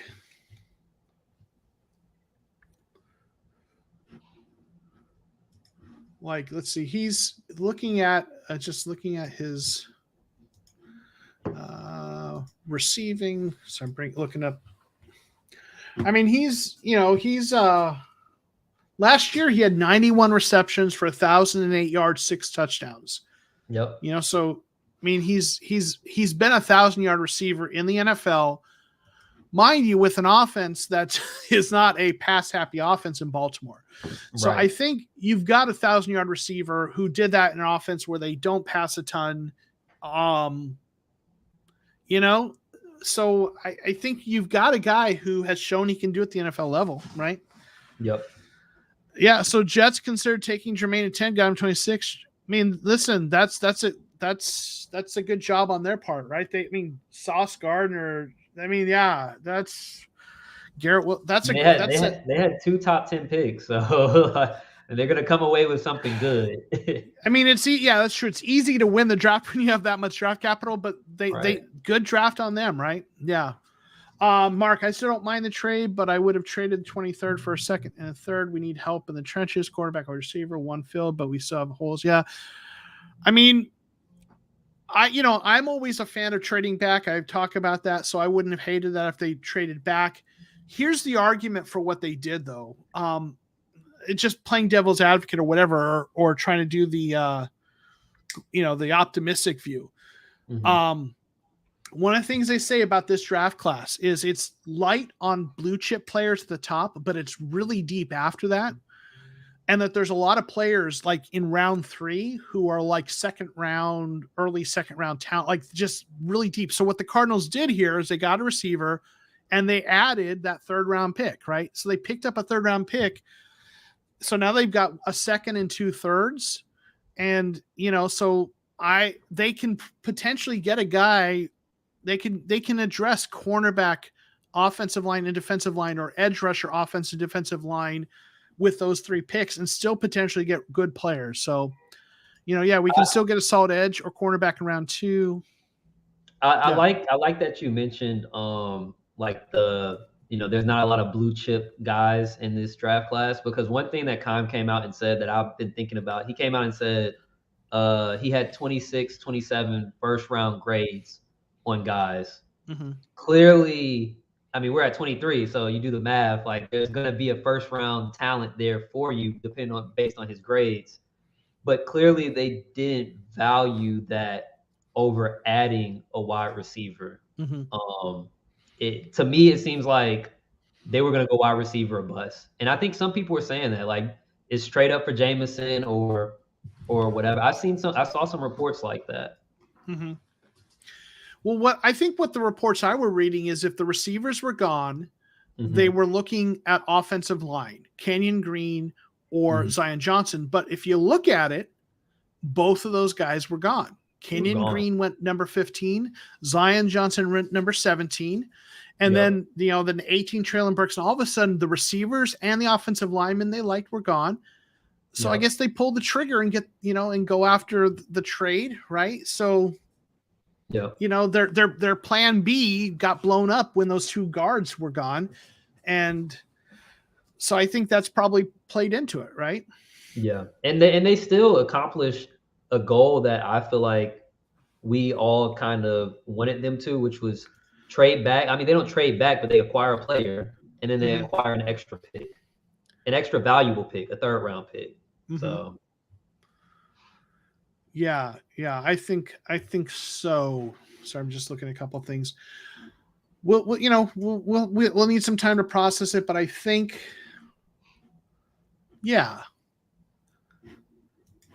I don't know. I think it's I don't know. So many trades up. Yeah, it's a lot. Man, this draft was kind of boring the first 10 or 15 picks, and then usually it's early where the fireworks happen, right? Mm-hmm. Yep. So let's see. I want to maybe get caught up on the picks, I guess, right? A little bit. We've kind of putting this back in here. So we've got Linderbaum to the Ravens, Jermaine Johnson to the Jets, Tyler Smith. Okay, that's where we're at. The Jaguars are back here. So what do we think the Jaguars doing here? I mean, Jaguars went earlier. They went Travon Walker. And then did they trade out of a bunch of picks or something? They traded with Tampa Bay. Yeah. So I don't know. What do you think they're going to do here? He's saying they took Devin Lloyd, linebacker. Okay. I mean, they just got rid of Miles Jack, so that makes sense. Yeah. Jets won this draft by a mile. I mean, again, when you have two picks in the top 10, and then you got extra picks from the Jamal Adams trade and I mean, eventually they're gonna draft guys, and right. They got some good guys. They did. I mean, Sauce Gardner, I liked the pick. That wasn't what everyone thought they would do, but kudos to them for taking him there. And then Then they get Garrett Wilson, great pick. Those were easy picks. They're easy picks. Yeah. But getting Jermaine Johnson, and they traded to get it. They traded for that spot to get. I think that's the move I'm going to give them the most credit for. Right. Right. Yeah. Yeah. Who's going to block Aaron Donald? Right. Yeah. We'll see. Right. We'll see who they take on day 2. Right. Mm-hmm. I mean, nobody can block Aaron Donald. First off, let's just clear that out. Yeah, and listen, the Raiders. Listen, we're not saying not giving them credit. They made the right picks. It looks like So New York, absolutely right. Yeah, Marquise Brown. He's going to chip him, right? He's going to block him, right? Yeah, block Aaron Donald. Miami and Raiders, multiple first last couple of years, and all those picks were horrific. So it's not. I mean, we're not saying it's a game. You can mess it up, but if you're saying, it's a lot easier to win the draft when you have those picks. That's what we're saying. Not, yes, teams have had those picks and screwed it up. We are not saying they just lucked into it all. They traded up to get Jermaine Johnson. They did a good job. They used the picks well. Just saying, if you have that draft capital, it's easier to win than a team like, Carolina who has one pick. Right. Or even the Cardinals at pick 23, Yep. But no, listen, credit to them. I like the picks they made. Smart picks. Definitely did that. I think Baltimore also had a good draft, and I think the Eagles had a really good draft too. Yeah. Because the Eagles walked away with A.J. Brown and who else did they get? Did they get Jordan Davis? Man, those are some game changers. Yeah. Those are some game changers. For sure.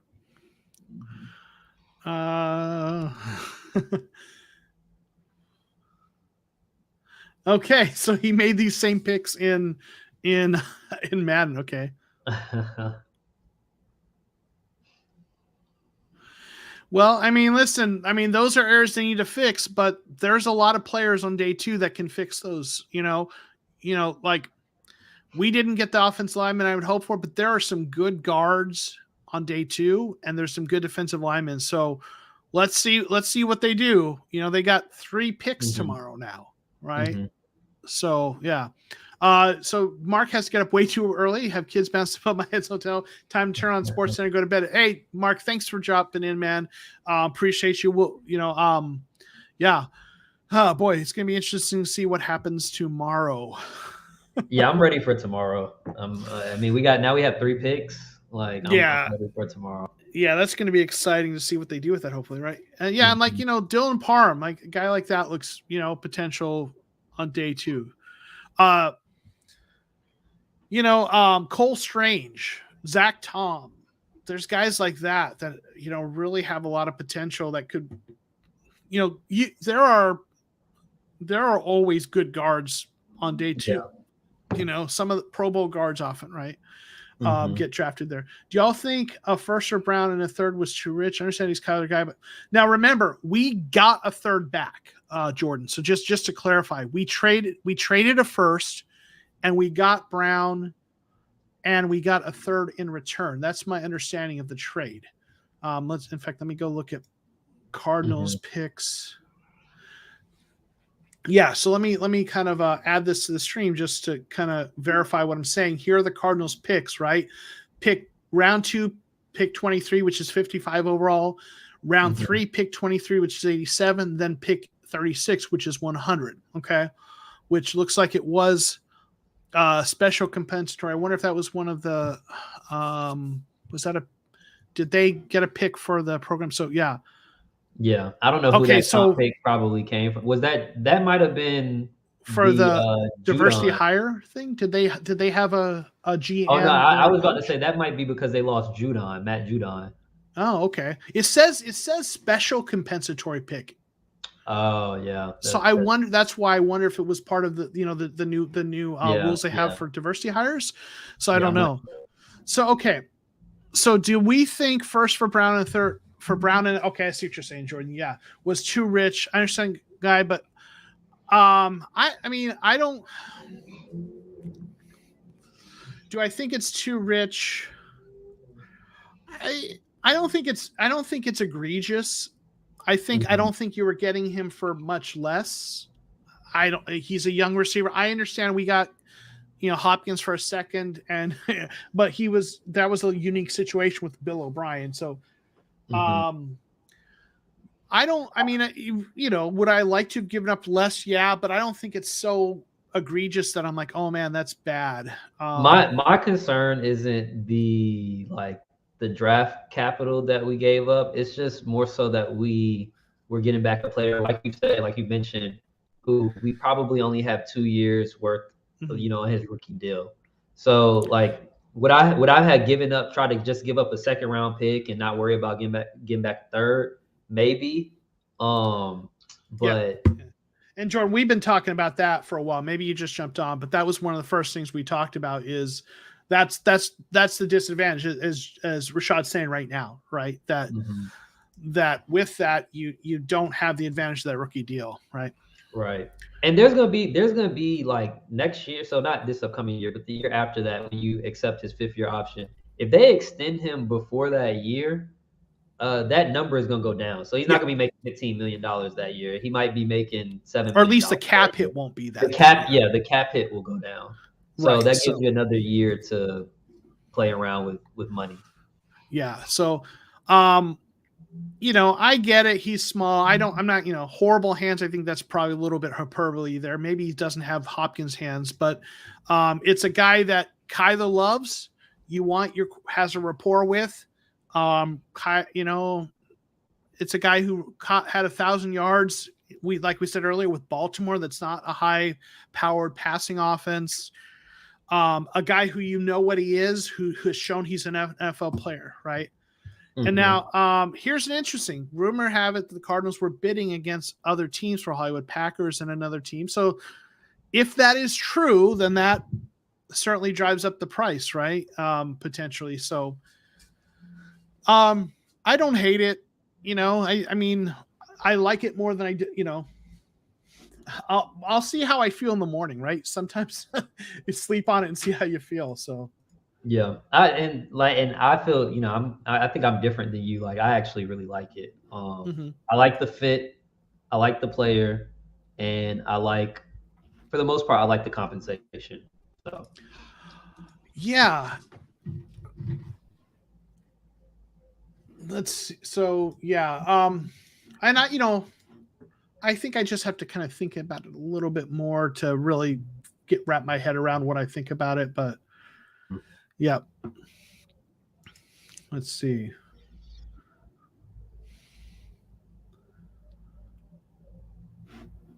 Sorry, I'm just looking up a couple things here. Man, it seems like these last picks are taking forever. Yeah.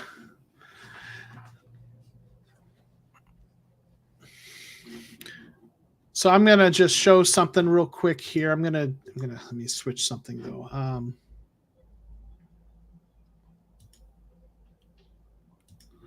All right. I'm going to share something. All right. So I'm going to share, this is his PFF stuff. And Jordan's saying that he's got horrible hands. They've got a drop grade. 2020 it was bad, 57.4, but like his grade for drops, if you look at it here in 2021 was 73.6, 73.0 in 2019. So to me, that does not sound like horrible hands. It's not Ron, it's not DeAndre Hopkins. It was bad in 2020, but 2 of those 3 years he's been graded in the 70s. So I would say that the data does not support that he's got horrible hands. They're not elite. So he definitely had a poor 2020 campaign. Like people were expecting him to take a step, and he didn't really do that. And I think a lot of people hold that against him. But last year, he had a very good year. I mean, you could see 90 catches, 1,000 yards, 6 touchdowns, and like we talked about, in an offense where they don't really pass the ball a lot. And if they're passing the ball, it's either going to Mark Andrews or it's going to Hollywood Brown. Oh, geez. I'm sorry. Oh, wow. That's interesting.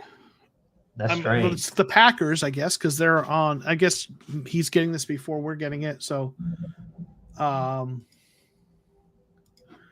Wow. let's see. Let me take a look here on the.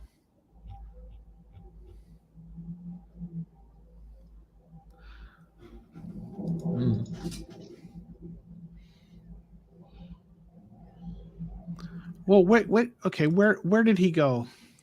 The Patriots took Strange. Okay, he's way ahead of us. They're the next pick. Okay, Devontae Wyatt just went to the Packers. Oh, okay. Wow. Okay. And then, from what I read, Hollywood wanted to get traded here. That's a great sign, in my opinion.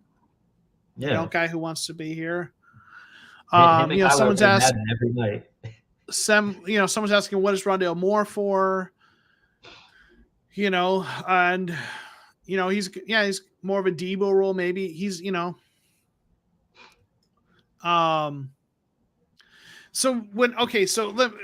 a lot of things going on. So, yeah, I mean, Rondale Moore, this is interesting. The trade is interesting, what it means for Rondale Moore. They'll use him like we talked about earlier. I think in the gadget role, they'll still throw the ball to him. He's going to be kind of all over the place. I'm interested to see. I do agree that Wyatt, from a talent perspective, is a steal. Obviously, there was some character or off the field stuff that brought him down. But I'm going to say this,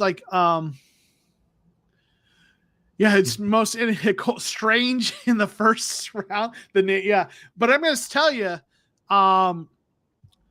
knowing that it's the Patriots, it's less surprising, right? Yeah, the Patriots were the team to take Cole Strange. So that makes it a little less weird to me, because they just always do stuff that you don't know that you don't expect, right? Mm-hmm. And I mean, but their players always, for the most part, pan out. So yeah, for sure. So especially offensive line and defensive players, not receivers, but no, not the receivers, but for sure in the trenches. Let's see.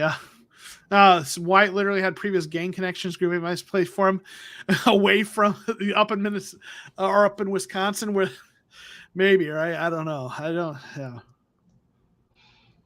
Let's see. A good guard on day 2 is not going to solve our problems. I mean, I don't necessarily agree with you there. Pro Bowl guards get drafted in day 2. Only 2 guards went in the first. No, 3 now, I guess. But look at the guards who have been drafted on day 2, and you'll see that a lot of really good guards get drafted there. If by problem he means Aaron Donald being in our division, I mean, there's nothing you can really do about that. Right. And I think personally last year, I feel like a lot of our miscues up front came because, I mean, we had a former guard playing center. At points, yeah. Yeah, so. For sure. Right, so, okay. Highest graded guard, Joel Bitonio, was a second-round pick. A high second-round pick, granted. Let's see. Let's look at the third highest graded guard, Michael Onwenu from Patriots, was a 6th rounder. Yeah. Shaq Mason, the fourth highest graded guard, was a 4th rounder. Wyatt Teller was a 5th rounder. He's number 5. Number 6, Lindstrom, he was a 1st rounder. Okay. Ollie Marpet was a 2nd rounder, picked 61 overall. He was the 6th highest or 7th highest graded. Joe Thuney, the next highest grade, was a 3rd rounder. Let's see. Wes Schweitzer, 6th rounder. Kevin Zeitler, 1st rounder. I just went through the top 10 best guards in the NFL last year per PFF, top highest, and 3 of them were 1st rounders. Okay. 3 of the top 10, and that means 7 of them were rounds 2 or later, and almost half of them, or at least 3 or 4 of them, were day 3. So, should we have a lot of people think they should have drafted Creed Humphreys last year, right? I like Creed, but his rookie year, he probably wouldn't have been Rodney Hudson. So, yeah.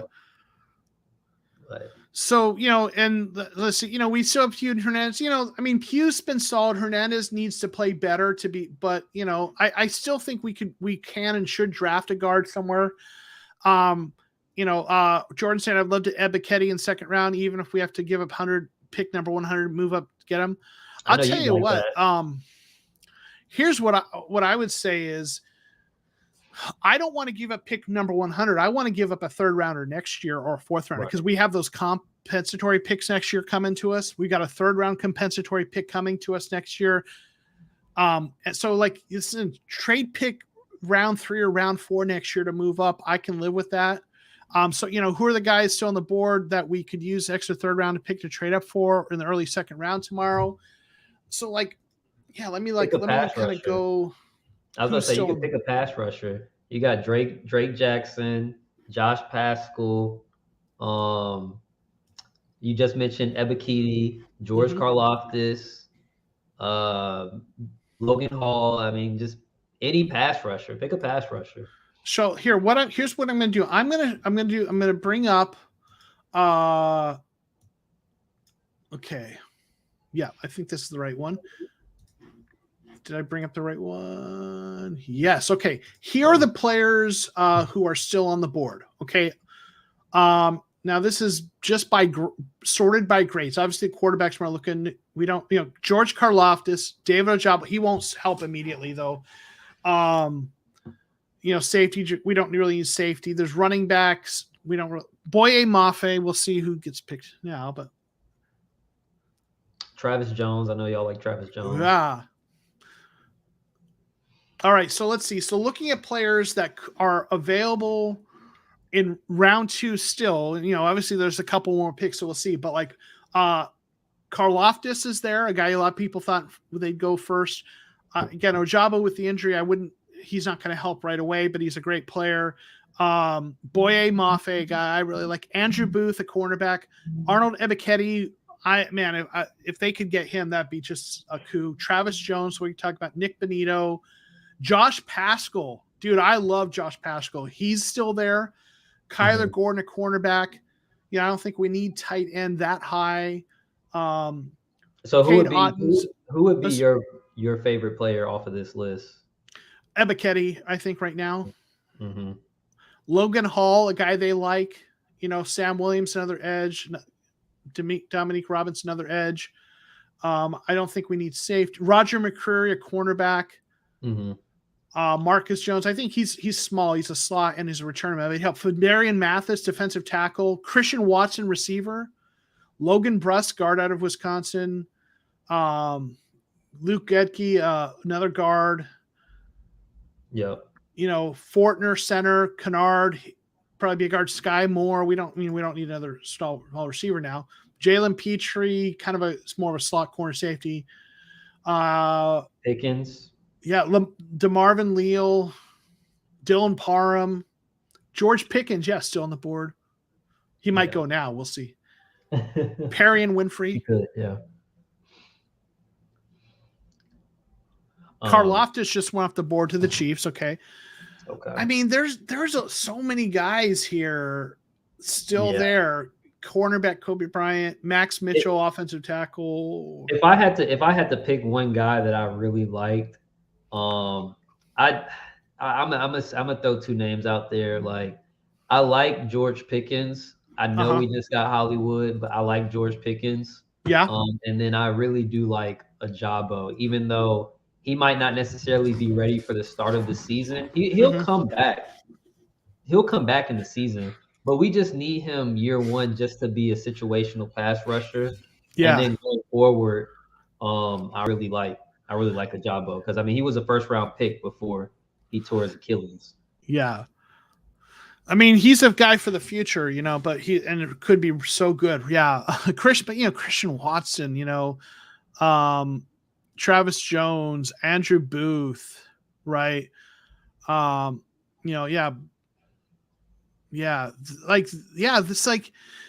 This is one of the things we saw doing our mock draft Mondays is one of the things I love about the mock draft Mondays is all of us who were participating, we got our reps in mock drafts. Like I did probably a couple hundred of them. I'm sure you did quite a few.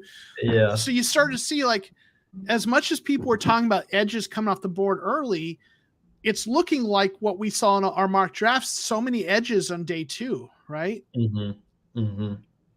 You know, I mean, Pascal was going to, right off the bat, he's going to be really good against the run, and he'll give you something in edge, needs to develop some, but I'll take that, you know? Yeah. I mean, you can teach pass rushing skills. Yeah. Like Drake Jackson, he needs some development, but he's got potential. You know, we got offensive lineman Sailor. Mm-hmm. You know, go up for Kyler Gordon. We talked about this earlier, and I think Rashad and I are in agreement on this, that we're not wanting to push for a cornerback early. If there's the right guys there, slides to us, take them. But I think edge, if I'm trading up, it's for edge or maybe for a receiver. We select them more. Well, not now, actually, because with that trade, I don't think I'm moving up for a receiver now. But Enigbare, right? Kingsley Enigbare. Yeah, yep. You do a double dip in DL, yeah. This draft, I mean, there's still a ton of players. Like, there's still a ton of players, and you walked away from this draft already with the solidified wide receiver, where you know what you're gonna get. He has a relationship with your quarterback, so there's not gonna be no mishaps right there. And on top of that, you got another 3rd round pick, and all these guys are still on the board. Like, yeah. And like, you know, so he's there. Jordan P and Mr. Monroe both saying that Gambo's leaked that. And I think Linderbaum is who they would have taken as it stood with Kenyon Green and Zion Johnson being gone. I'm guessing here that as it stood, if they couldn't have swung the trade, they might have gone Linderbaum and try to play him at guard. Mm-hmm. You know, so if that's what they were doing, I mean, Linderbaum's going to be a great center, but I don't like playing him at guard. I don't know. So, yeah. Now that going back to the draft, now that I think about it, because I just saw Malik Willis on the screen, I'm pretty sure Kirk Cousins is on a 1-year deal. And I mean, Malik Willis is still there. They got pick 32. I wouldn't be surprised. Yeah. I mean, they need cornerback so bad, though, right? They do. If they want to compete this year, which they probably feel like they can compete and win this year with the NFC kind of taking a hit. But then again, I mean, you have Malik Willis sitting right there. So what do the Bengals do? Linderbaum's gone. That's interesting. Well, yeah, and now that I think about it, I think they have pick 34 too. So Minnesota has 32 and 34, I believe.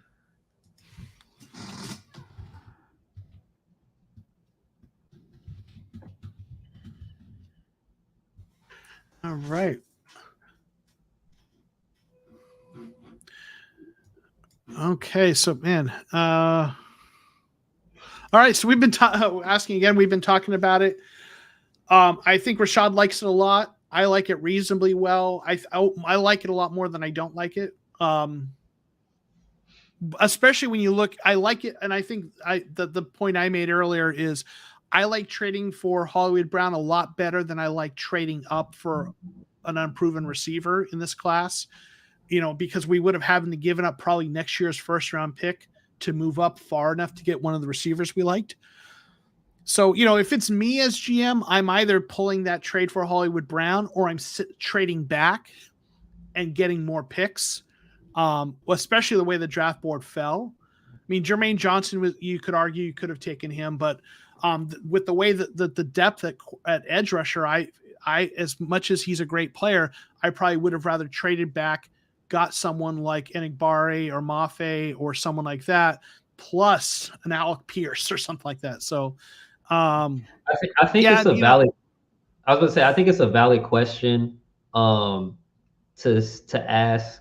You know, why didn't you wait until your pick was there? Because you're right, Jermaine Johnson could be there, or he was there. You know what I'm saying? Yeah. Like some guy that you might have thought could have been there was there. But I guess with the pressure, they said apparently it came out that other teams were pursuing Hollywood Brown also.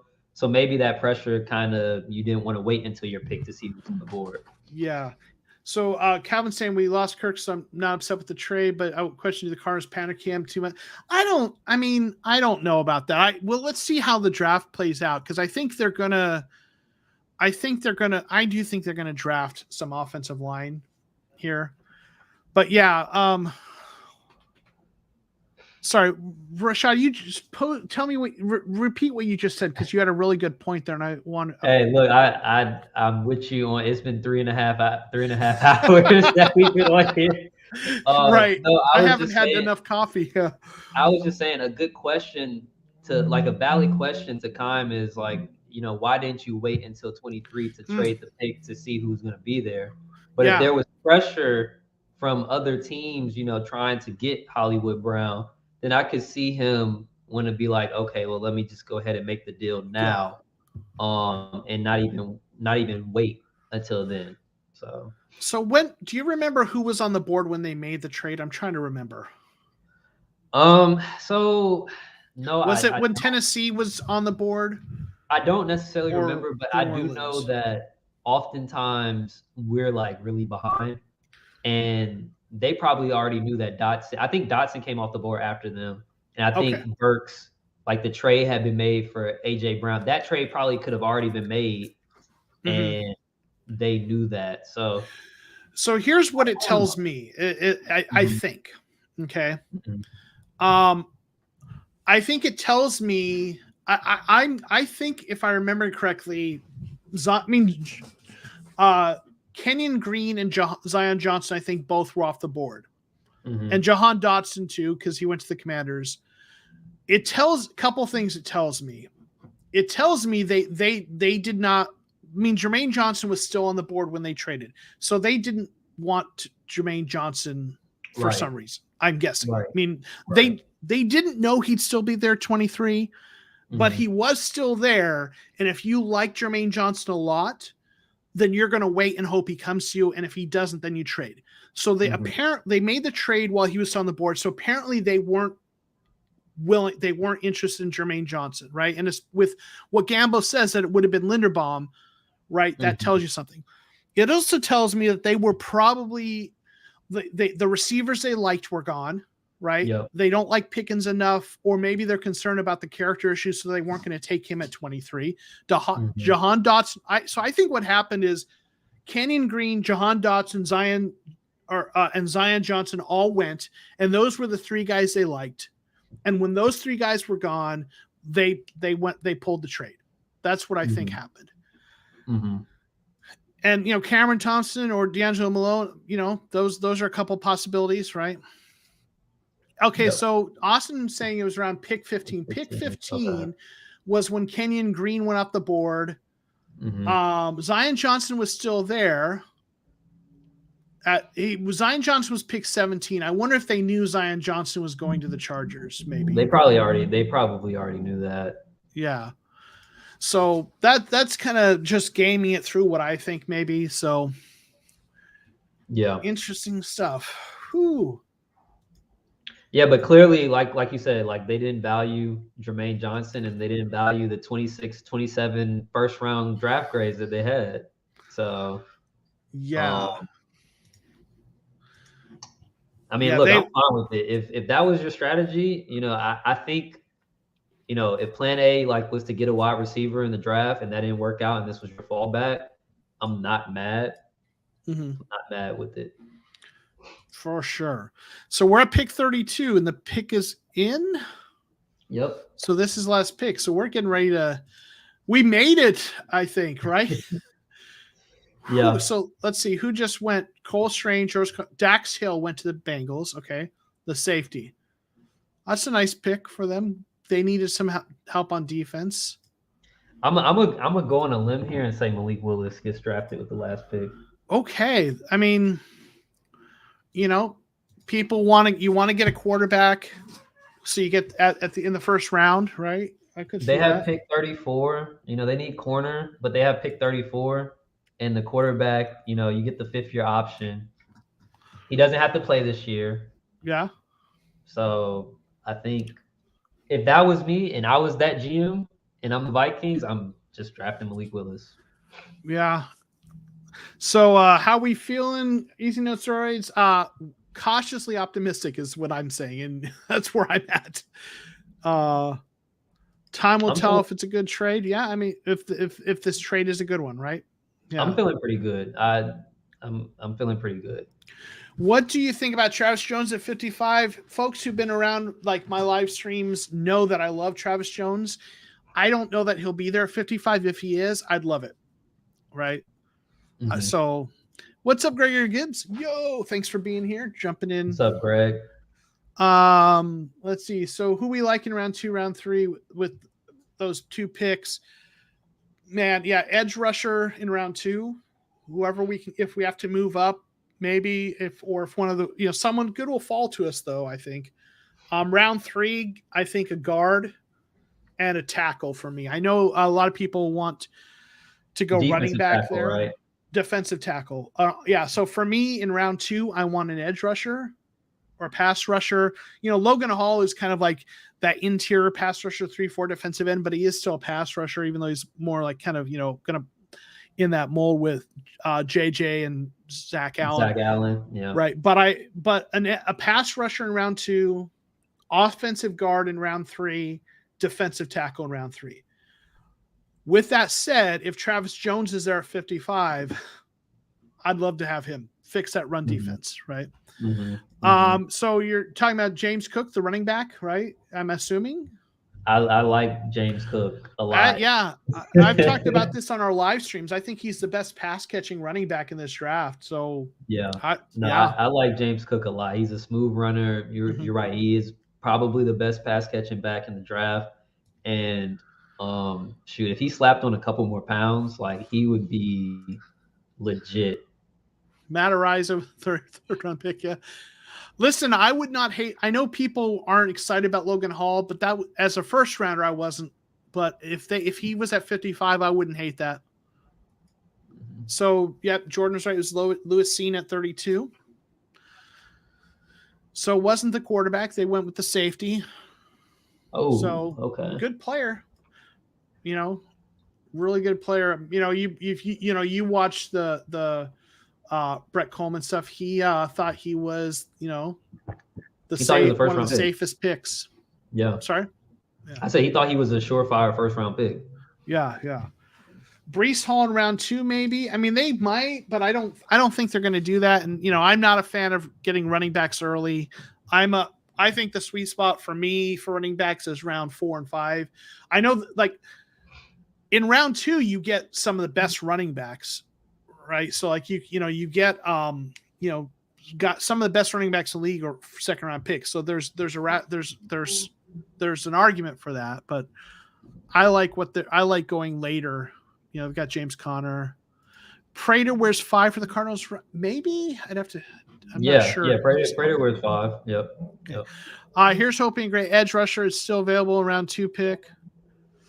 Jordan wouldn't like him. Yeah. Listen, he's not my first choice, but if he, I wouldn't hate it. But if great pass rush still there, Yeah, I think the Cardinals are probably like really happy with how the first round has turned out because they're going to be looking in the second round and they're probably going to have about 4 or 5 pass rushers still on their board with like pretty high grades that they can make a decision to either trade up for or sit back at where they're at and wait for one to fall to them. I think it's still a lot of pass rushers left. Yeah, absolutely. There's a lot of them. So I think you're right. They have to move up to get the guy they like, but package again, give up a 4th rounder next year to do that, or a 3rd rounder next year. I can live with that. So, well, first round is over. It's been a marathon. Dude, Rashad, it's been a lot of fun, man. It's been great hanging out with you here. But I've enjoyed myself, man. I was looking forward to this. Awesome. Yeah. Well, we'll have to do this again sometime. I don't think I'm going to live stream tomorrow. Oh no, that's I'm not going to be. I'm going to be kicking back, watching how the day 2 unfolds. So I'm not really going to be doing anything crazy. Mr. Ron, thank you for being here. There's a ton of trades, right? How good is DJ Humphries? I know a lot of people have mixed opinions. In his best season, he was the 4th highest graded tackle per PFF, and last season he was like 30 something. I think I like him more than most. I think Cardinals fans. He's up and down, but he has the tools to be really good. So he's I think he's solid. I know not everyone likes him, but yeah, I like DJ. I like Yeah. DJ. I think he's not going to get paid as much as he probably wants, but I think he's solid. Yeah, for sure. All right. Any final thoughts you want to leave us with, Rashad, before we kind of wrap up the stream? Yeah. I think going forward for tomorrow, like I think you have mentioned your wants. For me, I would want a pass rusher, 2nd round. And then I'm not necessarily that high on getting a defensive tackle. Like I know that our run defense could use some improvement, but I feel like we could address that still in free agency with some of the veteran guys still there. So I would say after that, a running back and an offensive lineman in the 3rd round. Okay. So it sounds like we're pretty much in the same place, except instead of a defensive tackle, you want running back. So yeah. Okay. That makes sense.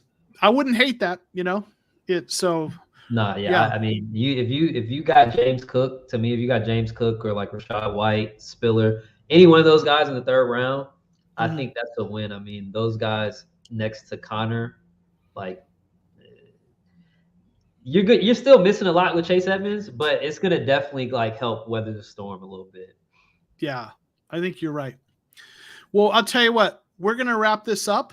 It has been 3 hours and 40 minutes, a marathon. It's felt like it hasn't felt any longer than 3 hours and 20 minutes. I don't know about you, but no, Rashad, sincerely, I appreciate you hanging out here with me the whole time. Yeah, it would have been wouldn't have been the same without you. And I appreciate Payo Time who jumped on earlier, and Lance who jumped on briefly for a little bit. I don't think I missed anyone. I hope not. But yeah, Cam Jurgens would be an interesting guy to take on day 2. So yeah.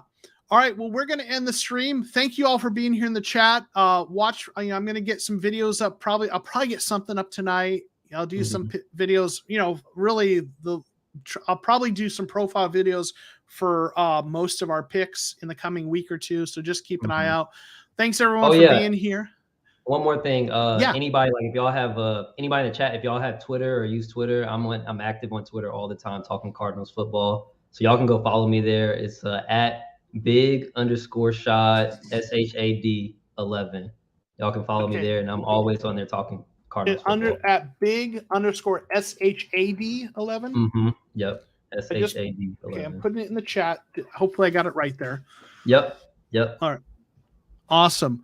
All right. Well, thank you, everyone. We're going to end this, and we will talk to y'all later. Peace.